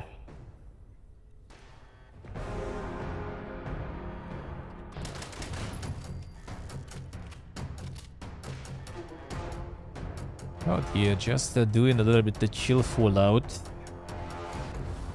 Kind of taking a break with New World now also.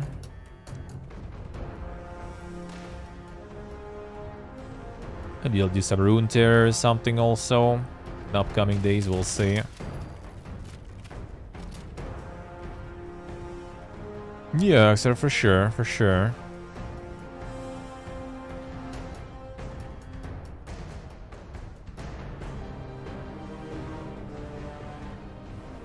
And yeah, like technically you also can say like, even back in the day when I was like in school going to like the coding courses and my dad was like, oh, you'll be able to like make us a program that's gonna calculate something.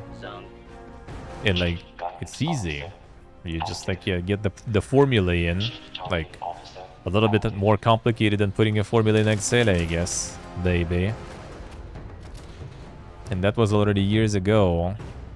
And I could even make it myself as a kid in school on Pascal. But that was still not enough. Spirit can calculate stuff for you, but it's still not there yet. Not exactly. And it still isn't. Not to mention now like the AutoCAD is like the last gen. Now my dad is already kind of feeling like a boomer because now there is like the 3D modeling stuff. Like whenever there's like a pipeline or something, there's literally like special manipulators, special peripherals. I'm not sure exactly. It's kind of like this like joystick thingy, I think he said. And they literally like make the whole project in full 3D now. Yeah, he already like, I can do that. That already, we have like people who do that. That I can do. But in the same time, in the same company, there are people who don't even know AutoCAD and stuff. They just like take sheet of paper, they have a pencil, and they go ham on that. There is still a dude who works with him, dude. He basically was like the thesis, not thesis, the PhD lead of my grandma.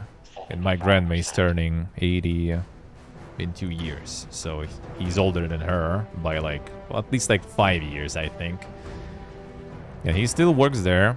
He was my dad's kind of like a lead in the company where my dad went working. That dude does everything on paper. He doesn't give a shit. AutoCAD and stuff, he just gets the sheet of paper and he goes ham. And then he still goes to Uzbekistan desert in like plus 40, plus 50, and crawls around the water treatment station. launch prep complete. All systems nominal. Standing by for final authorization. More missiles. All of these nice.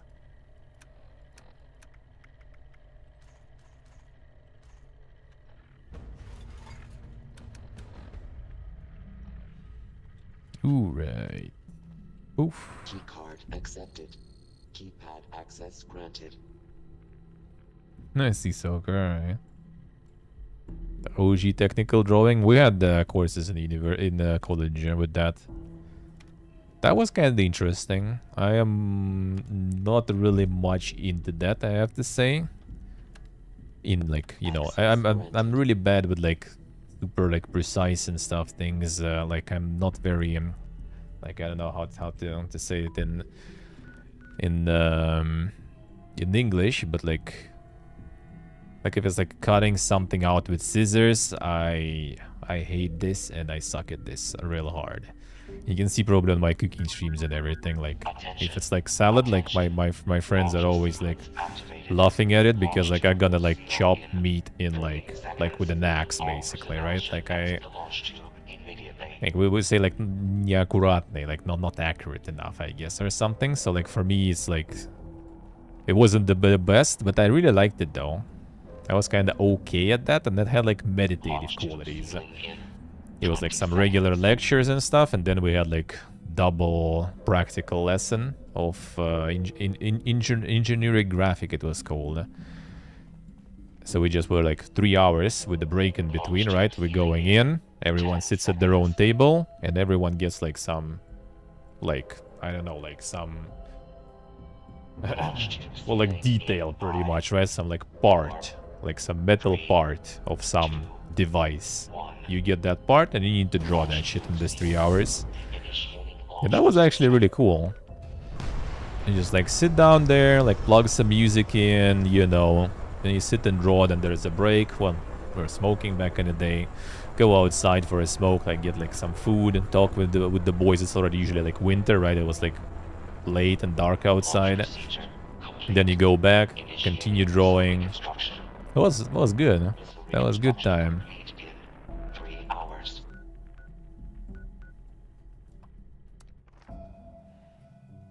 That was a good time, eh?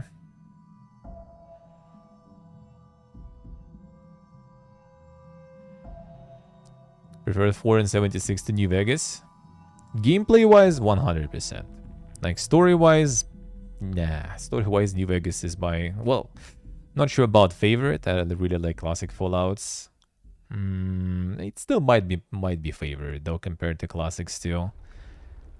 Not maybe in main story-wise, but in amount of, like, branching out things and everything, I like New Vegas more. But gameplay-wise, 4 and 76 is, like, way better. That's 100%.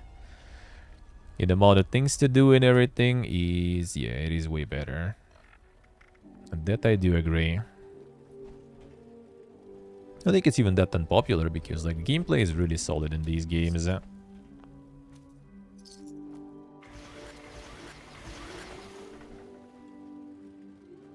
The New Vegas is kind of like similar, but not there yet in terms of gameplay. Like, it is a little bit off. It's up there, right? Yeah.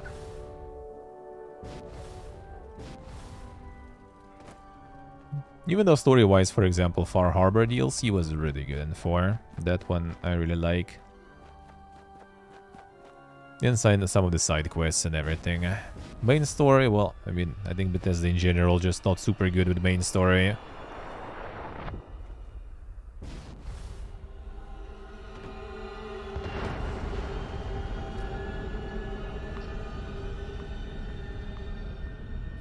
Here comes another one.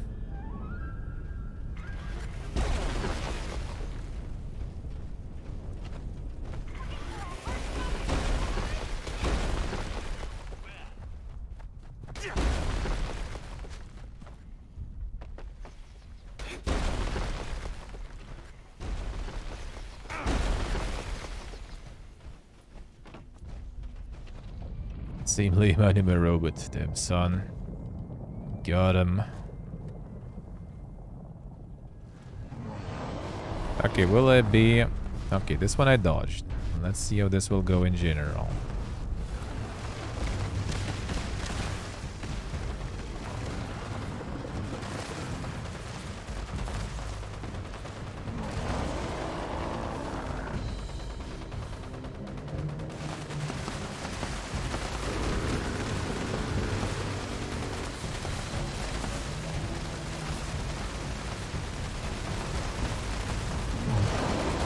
Anime robot, Liberty Prime.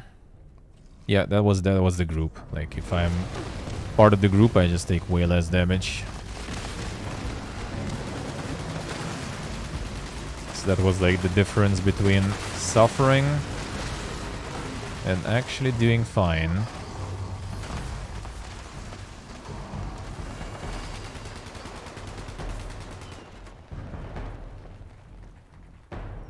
The story tools Bethesda uses are like, they're like wow factor. They're not like that crazy good, but they epic. Like Appearance of Brotherhood in Fallout 4, for example. That was wow factor for sure, if I ever seen one.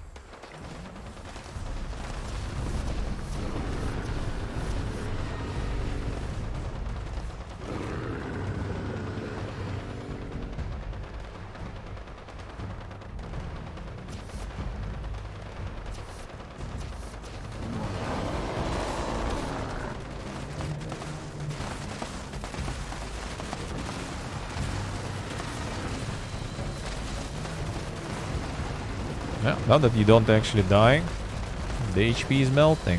Feels good. Road Institute, I see, I see. The Institute as like a concept that like it's a cool faction, but like as a concept and everything, I didn't really like because it's like I don't know, it was like a bit weird there.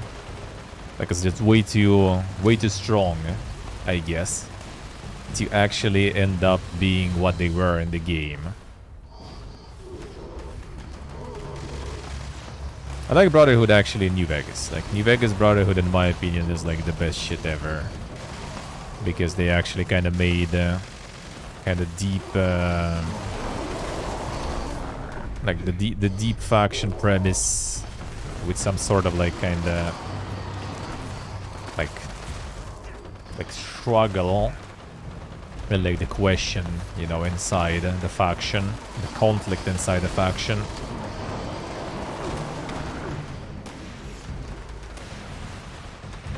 That part I didn't like. That part I did like. The flying pirate ship. The flying pirate ship, I have to say, actually, flying pirate ship was a part of original Fallouts, though. So I'll give them that. I'll give them that. That is closer to Canaan. Even though that was Fallout Tactics, so that one, I'm not sure if that one was considered completely Canaan or not. But Fallout Tactics actually had some of the things that Bethesda used later in their games. Like the cure against super mutants, you know. Zeppelin as the transportation vehicle for Brotherhood of Steel. They already had that back then. Already acted already, see ya, man. See ya. Not sure if I'll be on when you back, but if anything, I'll see you tomorrow on Twitch then, in the morning, a regular time.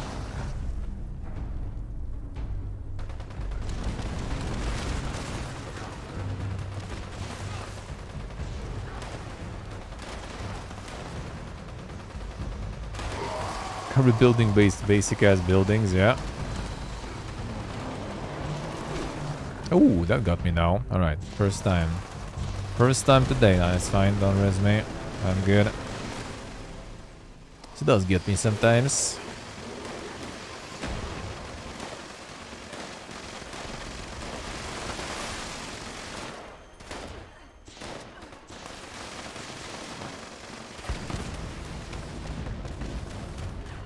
He did.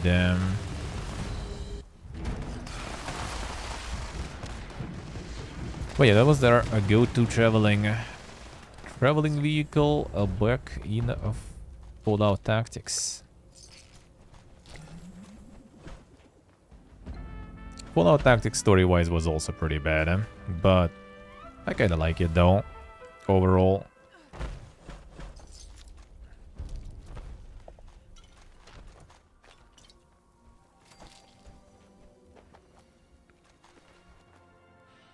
Grand finale, additional projectile, damage while aiming. That actually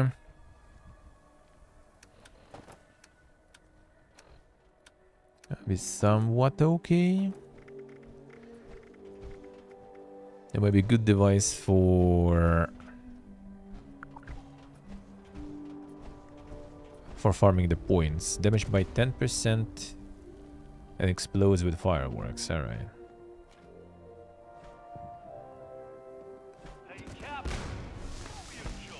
So basically just the regular cannonballs.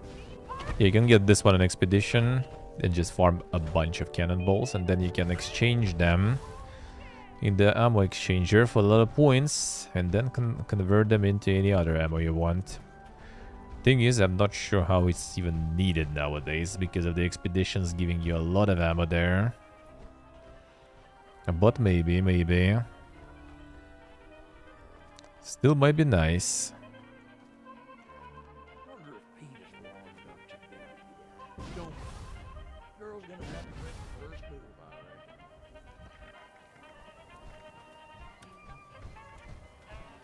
Desktop nuke launcher, alright. I dropped some good food around here. That is good. Need more Yaogai pastries though. Give carry weight. Solve my loot hoarding problems.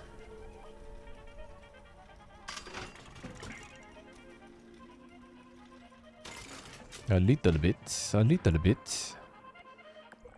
Is there some sort of radiation around here though? That's the real question. I need to get in range. Some water. And these camps have everything. It seems like no water. Maybe some other solid way to get some rads.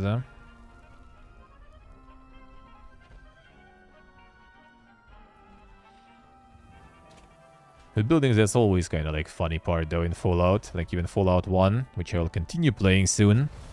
The Boomerathon is coming. It'll be on my mainstream though. No, on Twitcherino. But yeah, that like you go to Shady Sands. It's like middle of nowhere village.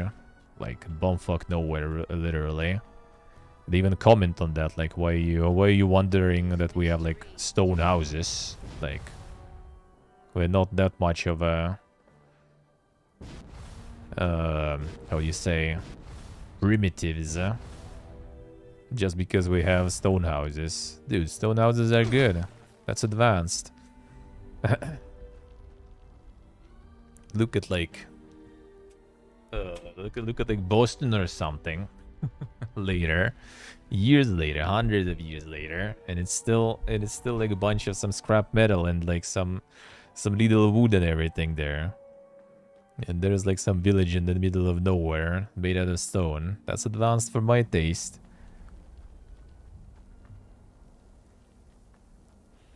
Brotherhood of Steel is like actually in 3, well in 3 they kinda did give a Brotherhood of Steel kinda like more or less advanced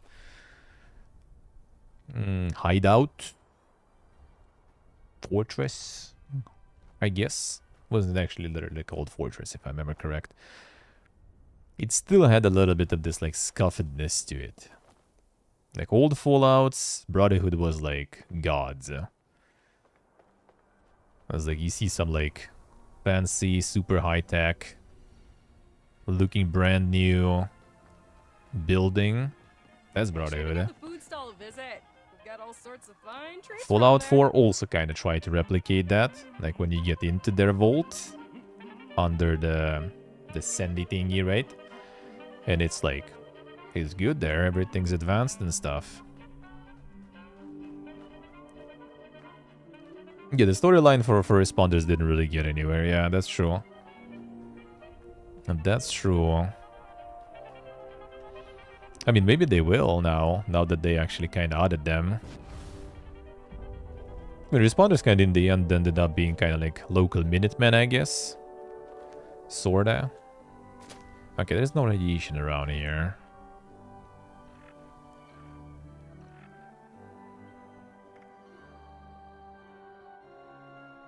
Let's just eat some HP buffs and stuff.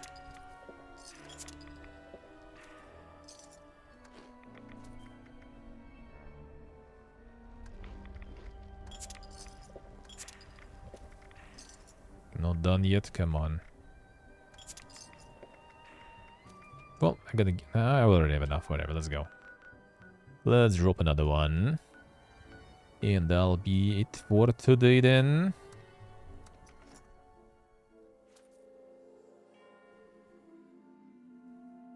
Still 99% of other cities are Fallout games? Yeah, I think so. That's the thing.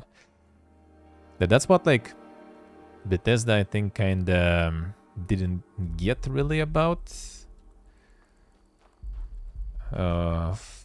Fallout, sorta. It's like, no matter how, you know, deeper into, like, the development of post-apocalyptic civilization it goes, it's still, like, the same, you know, like, lethal shacks and everything. You take like Fallout 1, Fallout 2, for example, Shady Sands becomes NCR, right? You go in NCR and you see already like advanced buildings, there's police officers in the uniform, right? And stuff like this. That's cool. Bethesda still kind of usually tries to like keep this like janky, destroyed, you know, atmosphere to it, and they did it good in Fallout 3, I think. Fallout 3 has a really good, like, despair atmosphere, I guess, to it. Like, I like that. But 4 already kind of also, like, later in the timeline and everything, it has such advanced factions as, like, the Institute and stuff, right? And it's still, everything still looks like a shantytown or something. Well, except, I guess, inside the Institute, right? Even though I do kind of like I wish, that's why I kind of want some like different RPG franchise, post-apocalyptic one, for someone to start, just so they can like put more accent on this, like, you know, more immediate after catastrophe part. So like, you know, it's like more like survival early, I guess, right? With the shanty towns and everything. But then it kind of makes sense to have those around. That's what I really want. That's what I love that. Like all the Fallouts and like the New Vegas and stuff, like Obsidian stuff, Black Isle stuff, they have this kind of like progression from like Fallout 1 being very like gloomy and really fresh after the Cataclysm, and then like already like towards the New Vegas, it's all already kind of like pretty not restored, but kind of closer to it, right? Like you have NCR already like with President flying on the vertibird, right, on like some meeting and something. Like, dude, this is already kind of like some not really that post-apocalyptic, man. The civilization is already restored, eh?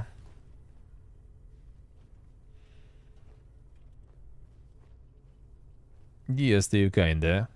Security incident in the residential sector.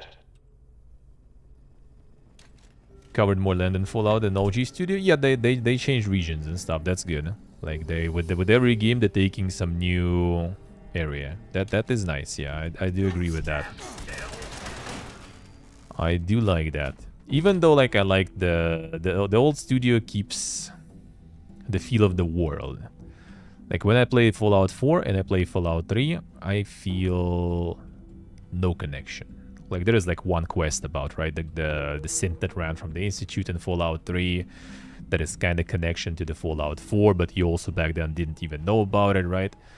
And now you might not even know about that because it's a side quest in the Fallout 3 that you maybe even missed completely, right? And like when you play like New Vegas or something, in Fallout 1, Fallout 2, you have like the full cohesive world.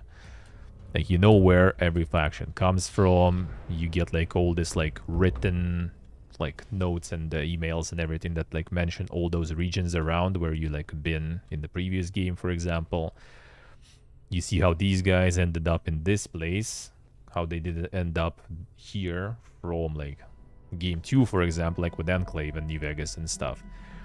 It's like the narrative goes like very connected. Like you feel like it's a one universe. It touches on what happened in different places. It touches on what happened with stuff from previous game. Like 3 and 4 is just like you can play 1, you can play 2, and without one of them, you're not losing anything. And with both of them in, you don't get it. You don't gain anything. Which has its own beauty, of course, right? But I like when it's like more like cohesive and stuff, and there's more references and all, and like yeah, sure it's like closed regions and everything. Might be kind of lame, but at least it's kind of like one. You feel like it's one world there. Like I would love to have like some Fallout in like completely different region, but will it be exactly the Fallout though? That's the thing.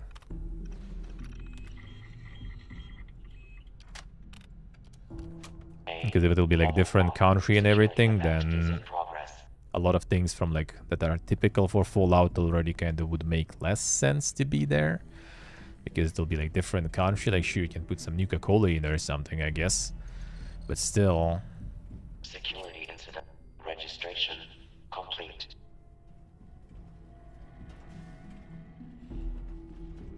I just like the writing, the cohesive writing when you have like the whole world there. Keycard detected. That I think Bethesda also started doing, sorta, because like Fallout 76 has a bunch of connection with classic Fallouts, ironically, right? Now it got connection to the Fallout 3 also, right, through Expedition. And geographically it's also close to Fallout 3, so they also kind of decided to go for a little bit of that feel of one universe, and that's good. I like that. It would be nice if this game will get more love and more work, and will be this like connection hub between a whole bunch of different games and areas where those games take place. That would be very nice. I would love that.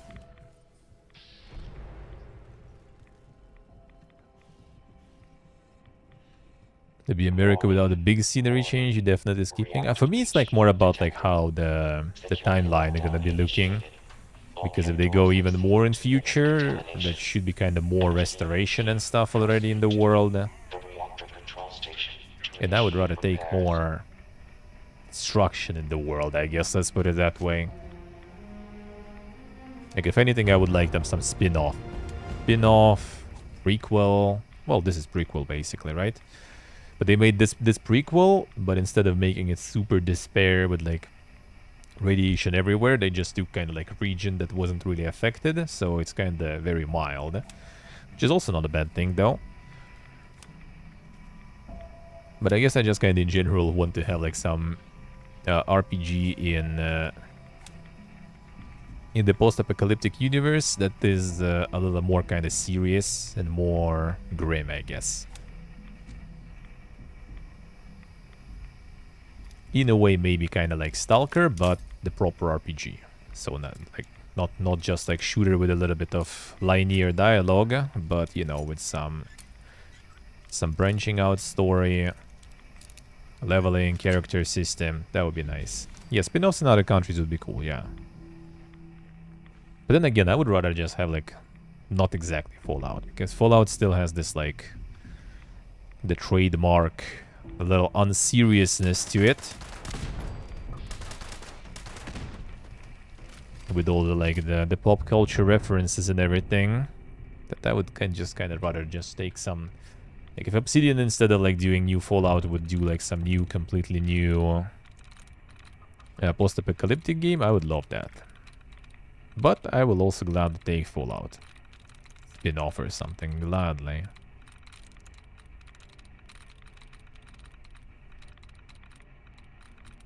No, not getting any stuff here. What is this? Am I never lucky? I remember Line Dome.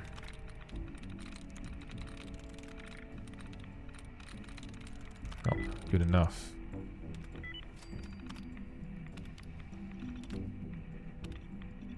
Overriding security lockdown. Opening bulkhead doors. Please stand clear of the doors.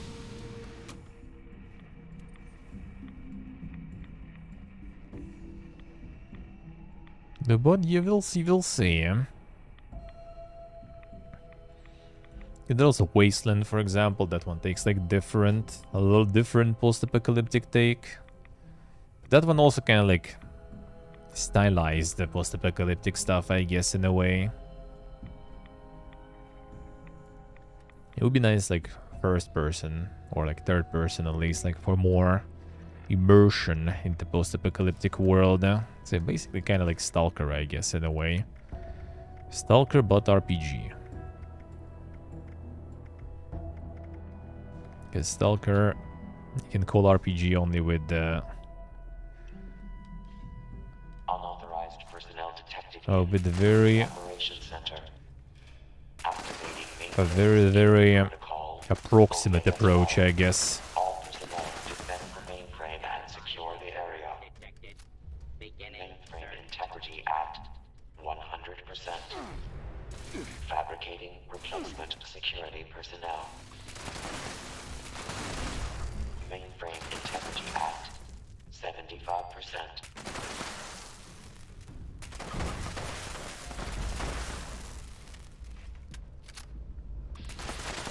Mainframe integrity at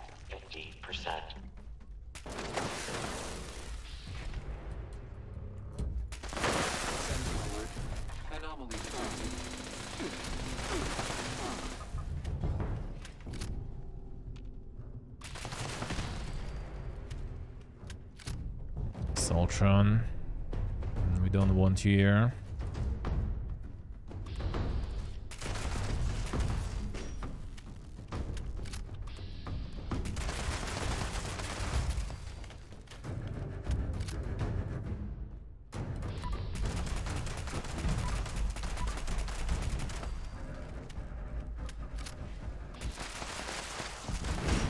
I don't need to kill them, but I'd rather. It's too much random deaths today. Too many.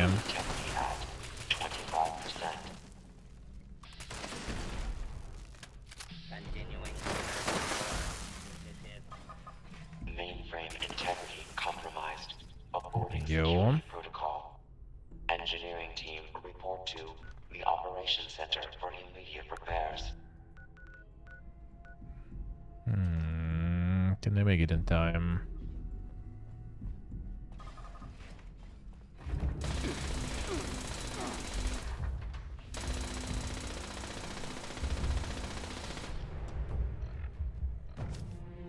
Let's try. Come on.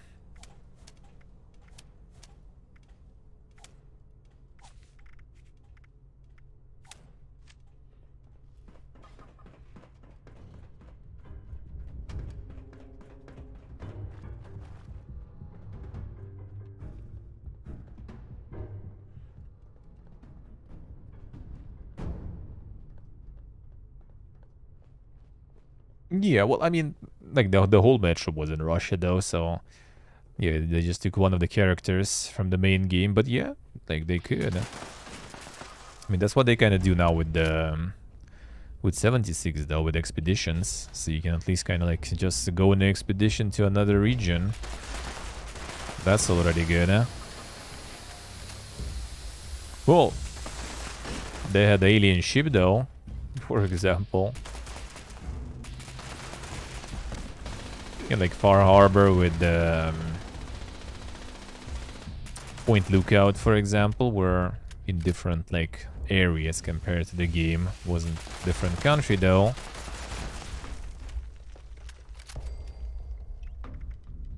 Yeah, better DLC was already. Unscheduled maintenance activity in the storage area.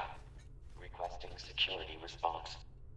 Security incident in the storage area. That one was alright. That one was alright. Hostile activity ceased. Probably will need to kill you anyway.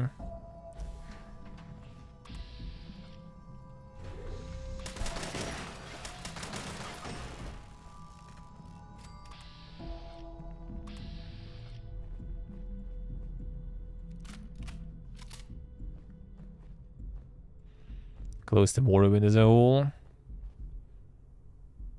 It's gonna be hard, Thank you, Water, thank you. Nice to meet you too. Have a good one.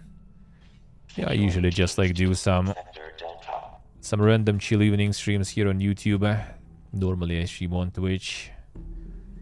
Like earlier. This is kind of my like after dark, a little extra.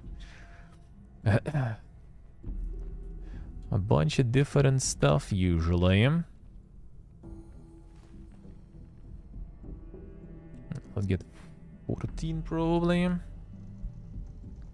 They find more.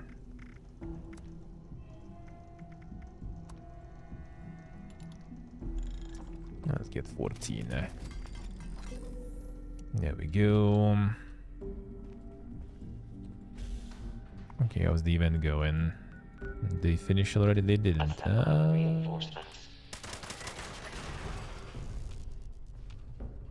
Kinda want to be a part of it then.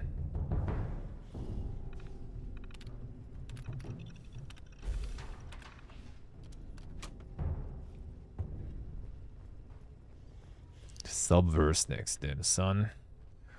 Think even on YouTube that will be fine. Doubt it.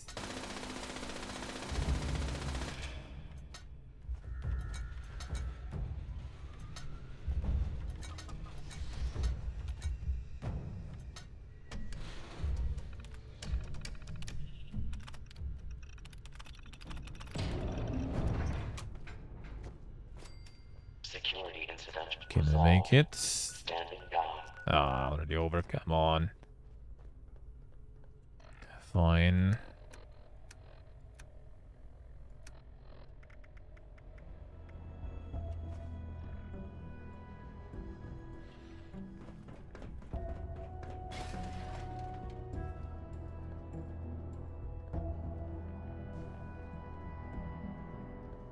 Let's see. Could do some rune terror or something, maybe we'll see. In the upcoming days, just to chill with some card stuff. But yeah, the Morrowind is indeed something on a whole other level, that is true. Control room active. All stations standing by. Kinda doubt they're gonna make something like that Launch though. control terminal to initiate the launch prep sequence. They might make something interesting in terms of like the environment basically, but like the system, like the character system, magic system, and everything. That I kind of doubt. Morrowind was just way too dank with that. Was just way too good there. Forgot about you.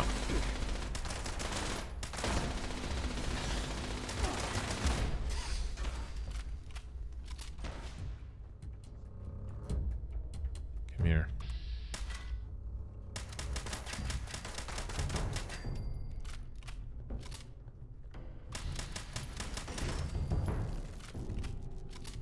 Farm some ammo soon, probably. Launch prep sequence initiated. All personnel take your stations. All personnel to stations. Assembling launch crew chiefs. Launch control chief active. Proceeding to station. Unsanctioned launch in progress. Security teams to the control Yeah, even room. dumping down the dead space remake. Yeah, that's Control room. yeah, that's what Fabricating makes replacement security personnel. something deep and nice from the big AAA studio, kinda not very likely to appear.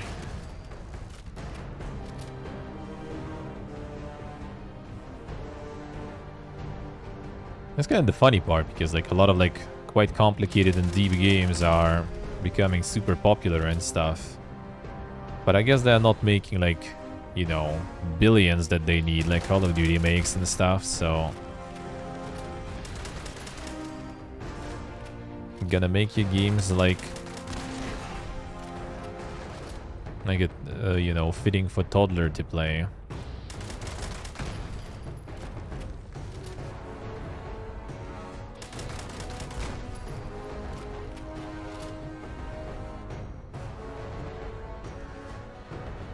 Yeah, writing was well, I mean, there was a fuckload of writing too. Chief propulsion But there officer. was a lot of writing going on. And yeah, that was really good. I kinda missed those back in the day on release and stuff. Didn't get into it, but like playing now, that was good. Yeah, it's Oblivion very soon. Security It's teams coming. It's coming. control room. Very soon. Uh,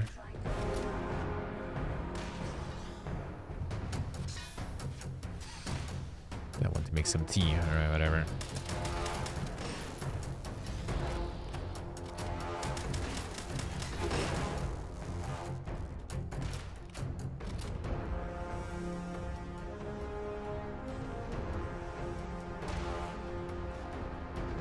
Wolves having a free weekend then. Nice, nice.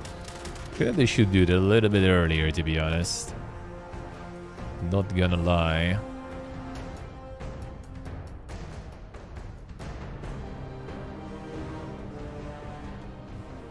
Launch Yeah, prep they need to at do some 25%. more server merging, I feel. Assembling reinforcements. Chief targeting officer active. Chief guidance officer. Game is on sale, nice. Launch prep progress has slowed. Chief propulsion officer Wait, who?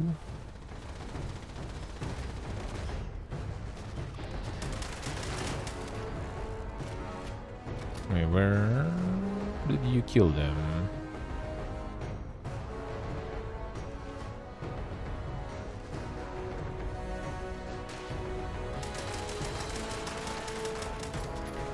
I guess he just didn't make it.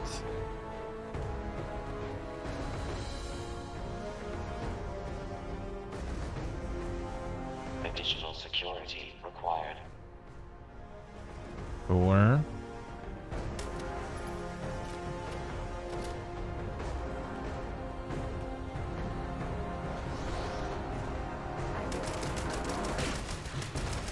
you guys managed to kill him?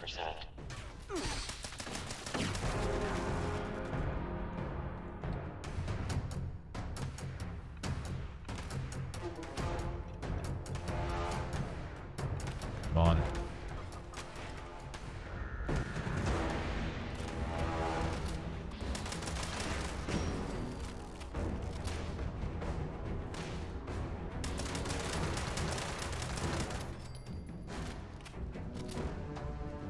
But yeah, I guess there's a whole holiday sale gonna be on sale now. Personnel to your stations. Should bump it a bit earlier, a little bit earlier with all the sales. Well, I mean, they kind of did though. I think it was actually good, eh? I think that first start went really well for them. Now they just need to get some more content, more patches. People gonna go back again then. The fuck is this, dude? Here you go. What was that?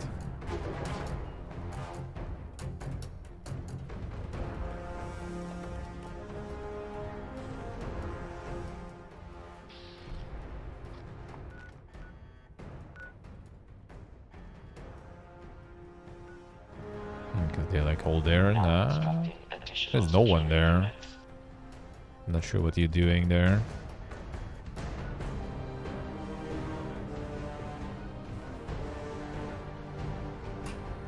Launch prep complete. All systems nominal. Standing by for final Dude, what the fuck was that? Was that kick there? Alright.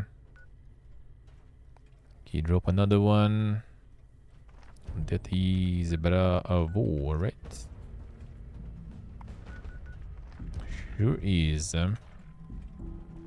Missed the rewards. We showed some more missiles in, right? Yeah.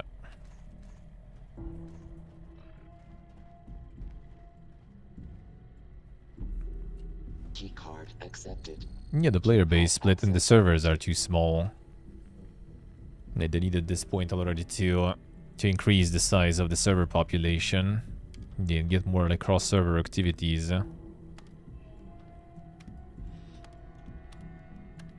And people like run between servers quite a lot too, I feel.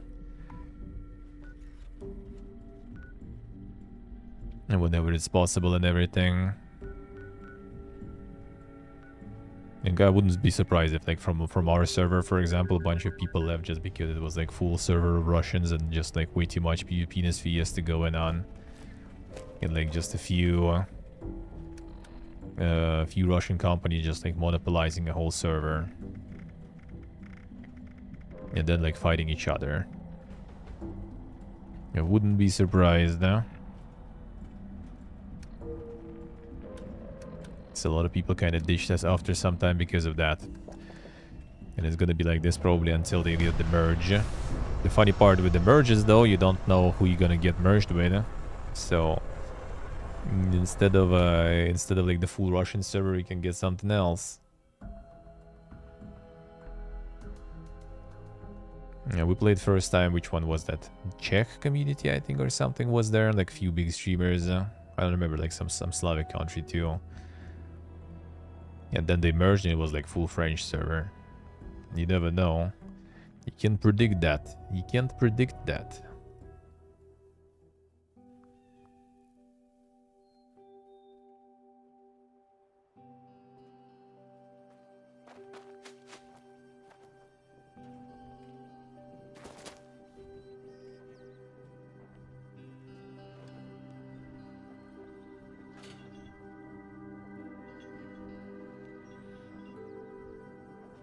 But yeah, the second wind probably already did pass. Yeah, that I do agree. It kind of like quickly faded. Like the Christmas event started, people did it for a couple of days, and then it feels like it was like gone. Everyone's just chilling now. Or like, I guess like the, how do you say, enthusiastic, with a lot of initiative people kind of are gone. Because when someone starts gathering people for some activities, there's a crowd of people, there's a lot of people. But until someone says that some run for chest starts, or like the boss is being killed that way, there at that place, no one is like moving. There is silence.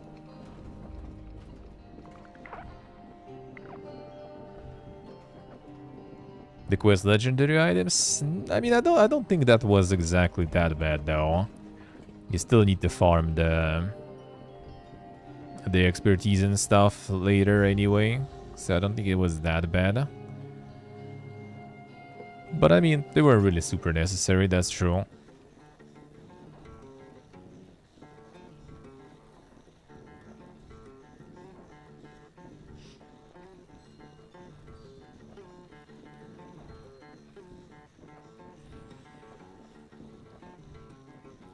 Just killing a Yeti. Yeah, that's the part about those that is a bit annoying. And then you get kind of more or less the same rewards all the time too. Well, not more or less, the same rewards. Like when you get just the currency that you trade for stuff, it's nice, but it's less exciting. Like I think some of that, like, you know, the chance to get some drop, that's what you need. That's why it's fun, and like what I like in New World, for example, just farming some main items. Like, I don't even, like, care. Like, it might be quite repetitive and annoying process even sometimes. When you just kill the same boss again and again and again. But it doesn't really, like, faze me whatsoever. I don't mind it.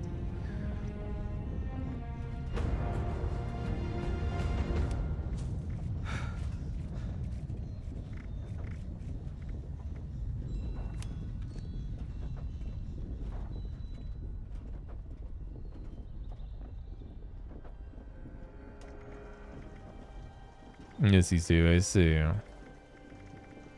I mean, yeah, true. They are quite good, eh?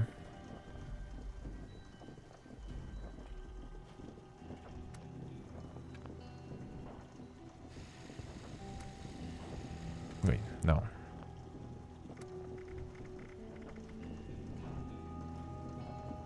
This.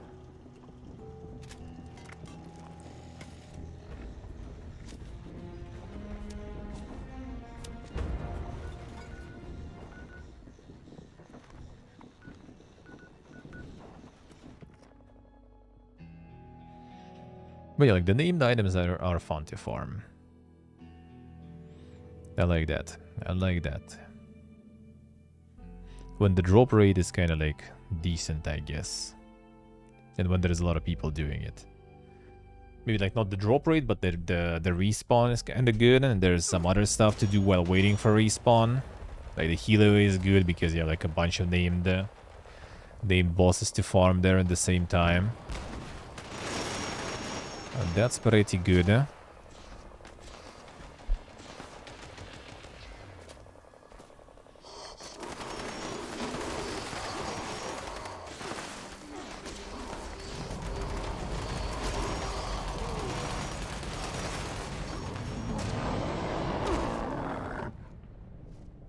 Relax.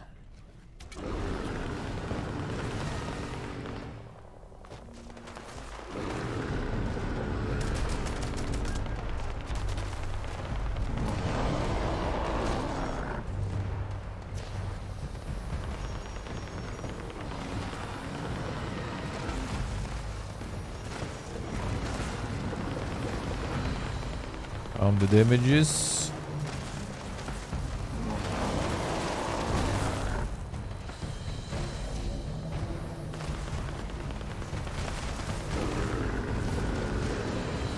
Fry his ass.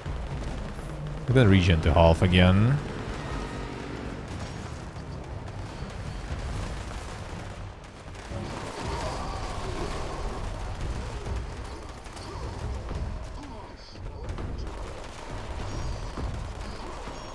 Yeah, true, stay true. Yeah, I like when you farm not the resources, but when you farm the actual items. Well, like combined system is also good though. Like I don't mind when it's combined together.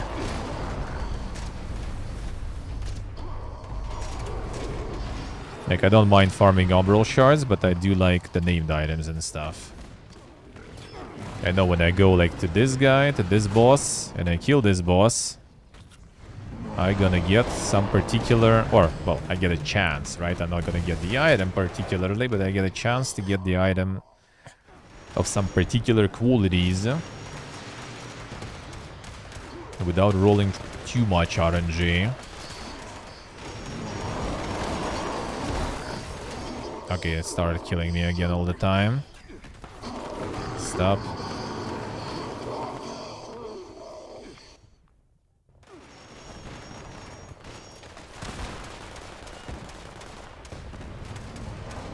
I could just also stay here. It wouldn't even get me.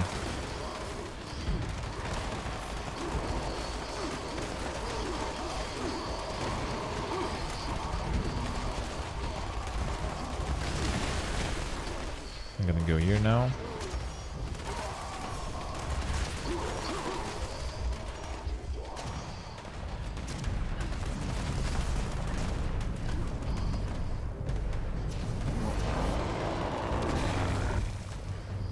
Like I get like 1 HP there or something. Like it doesn't kill me really, but then I kind of die for some reason still.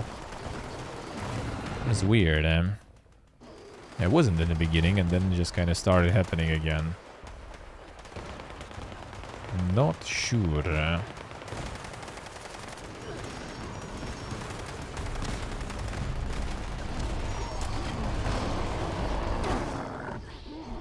Yeah, that didn't get me again.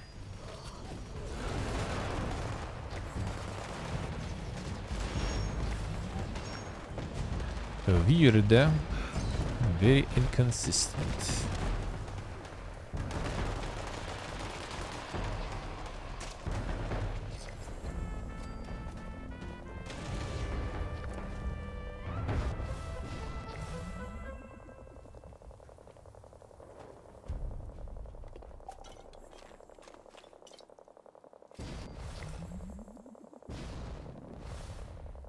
Is he only dropping the bat? Not the bot chests. Let me see. There's something else from there too.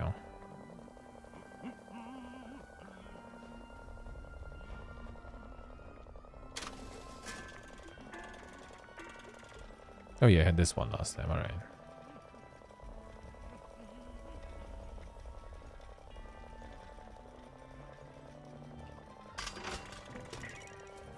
At 24. I'll get it next time.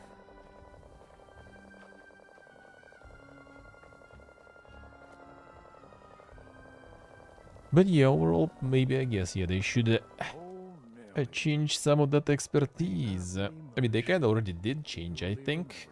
I think maybe all the named items weren't even 590, were they 500? And then you already needed to pump with umbral shards from all the way there.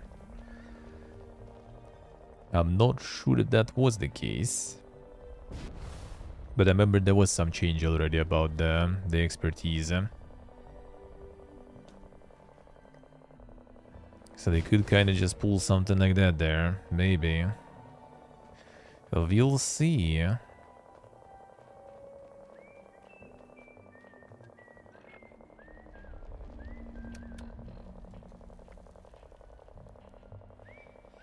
Fly string, alright.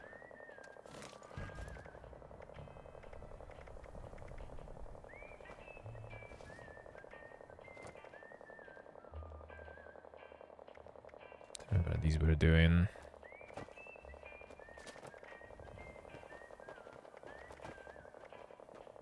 Don't bother. Some good old shooting glitch at the background somewhere already. Classic.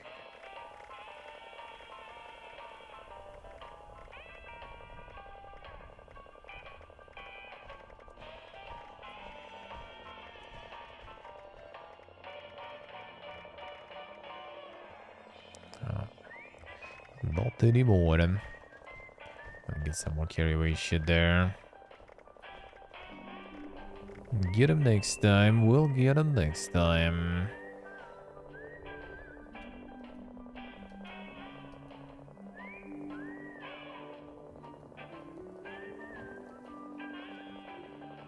We'll get him next time. Alright, let's see. Sell some of this. I guess I actually could go use the opportunity and get some of that bullion there.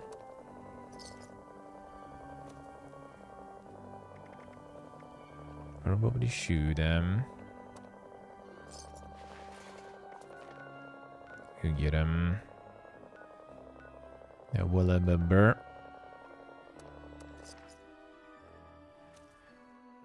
Or when I'll be playing some more, which we'll see. Which we'll see.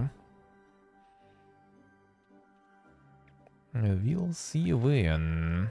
Alright, 1 second then. I'll get that tea also. Damn is it. Leap soon. Leap soon.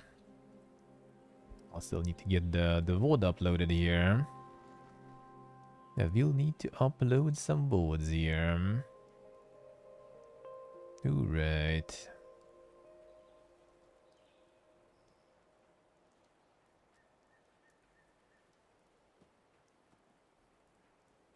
The new world streams also for now. Kinda probably. I will maybe go back for some more of the holiday stuff. Just to find some points because I didn't get all the skins yet there. But I'm not sure if I will. It's quite a lot to farm, to be honest. Even like for skins and the furniture stuff. We'll see, maybe. The problem actually with that partially is because they, for some reason, there is the Azot price again for the fast travel. So I just kinda can't be arsed. Like I would actually do all those Yetis if there will be no fast travel price. Otherwise, I'm just gonna waste all of that, and well, then I'm gonna need to farm that shit, and that's, you know, not something very fun, I guess. So that actually might be part of the reason why people not doing that anymore, because this constant fast traveling for that is just not that fun. Fortnite and Real Engine 5 first look, yeah. What is gonna be the feast? The feastin is $300, and we'll see. It's gonna be some Game Pass stuff. Like it's either probably will be Pentiment, but I might do that later because I mean, I'm not sure. Maybe I'm not even gonna like it, but I kind of wanted to do the full playthrough of that if I like it at least.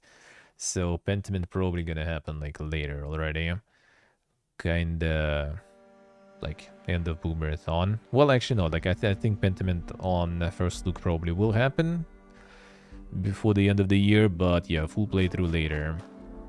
Yeah, the Feast is a free game. Yeah. Gonna check that one out tomorrow. It's pretty small. So we'll see. Yeah, alright, Steve, alright. Yeah, I'm not gonna do like the full playthrough. I'm just gonna do like the first look for like a couple of hours. Could be that. Could be High on Life. I could do that. Like I heard like the FOV is pretty bad there, so I kinda didn't want to. But I also probably wouldn't really want to do full playthrough anyway, kinda. So I might as well just kinda like check it out, see how it is maybe. Maybe. I'll think about it now and tomorrow morning, but yeah, gonna be a couple. The feast is pretty short. It's apparently like 6 endings. Each ending is like 20-30 minutes, so I'm gonna do like 1 or 2 probably. Dev sent me the key. I will check it. I'll check it. I don't like it. Nice review there, yeah. That's a great review. Really insightful indeed. Movies with nudity there, damn son, alright. Insane. Well, yeah, just gonna do like a couple of hours of that probably, so not gonna be anything crazy anyway. Nothing crazy anyway, yeah? Alright. Alright. Yeah, that's gonna be the plan. There's gonna be just a bunch of Pathfinder, to be honest. I want to get that to finish that before the Boomerathon starts, really. That's the plan. That is the plan. Alright, so let's call it a day then. Let's call it a day. I'm gonna be back tomorrow, 8:30 a.m. CET, as always, on Twitch, on my main channel. That's gonna be some Pathfinder in the morning, some coffee with gaming news, and then First Look Friday. So a couple of games for tomorrow. That's gonna happen tomorrow. And after that, I'm gonna be here again in the evening for a couple of hours, maybe somewhere 76, maybe some new world. Maybe I'll whip out the Runeterra. Could happen too. We'll see. And just something so we can chill and chat, basically. That's what I want to do. But yeah, for now, I am out. Thank you guys for watching. Thank you for hanging out. Thank you for all the support. Thank you for being me here, with me here. I appreciate it a lot. And see you all tomorrow. Good night if you're going. I love you all. Bye-bye.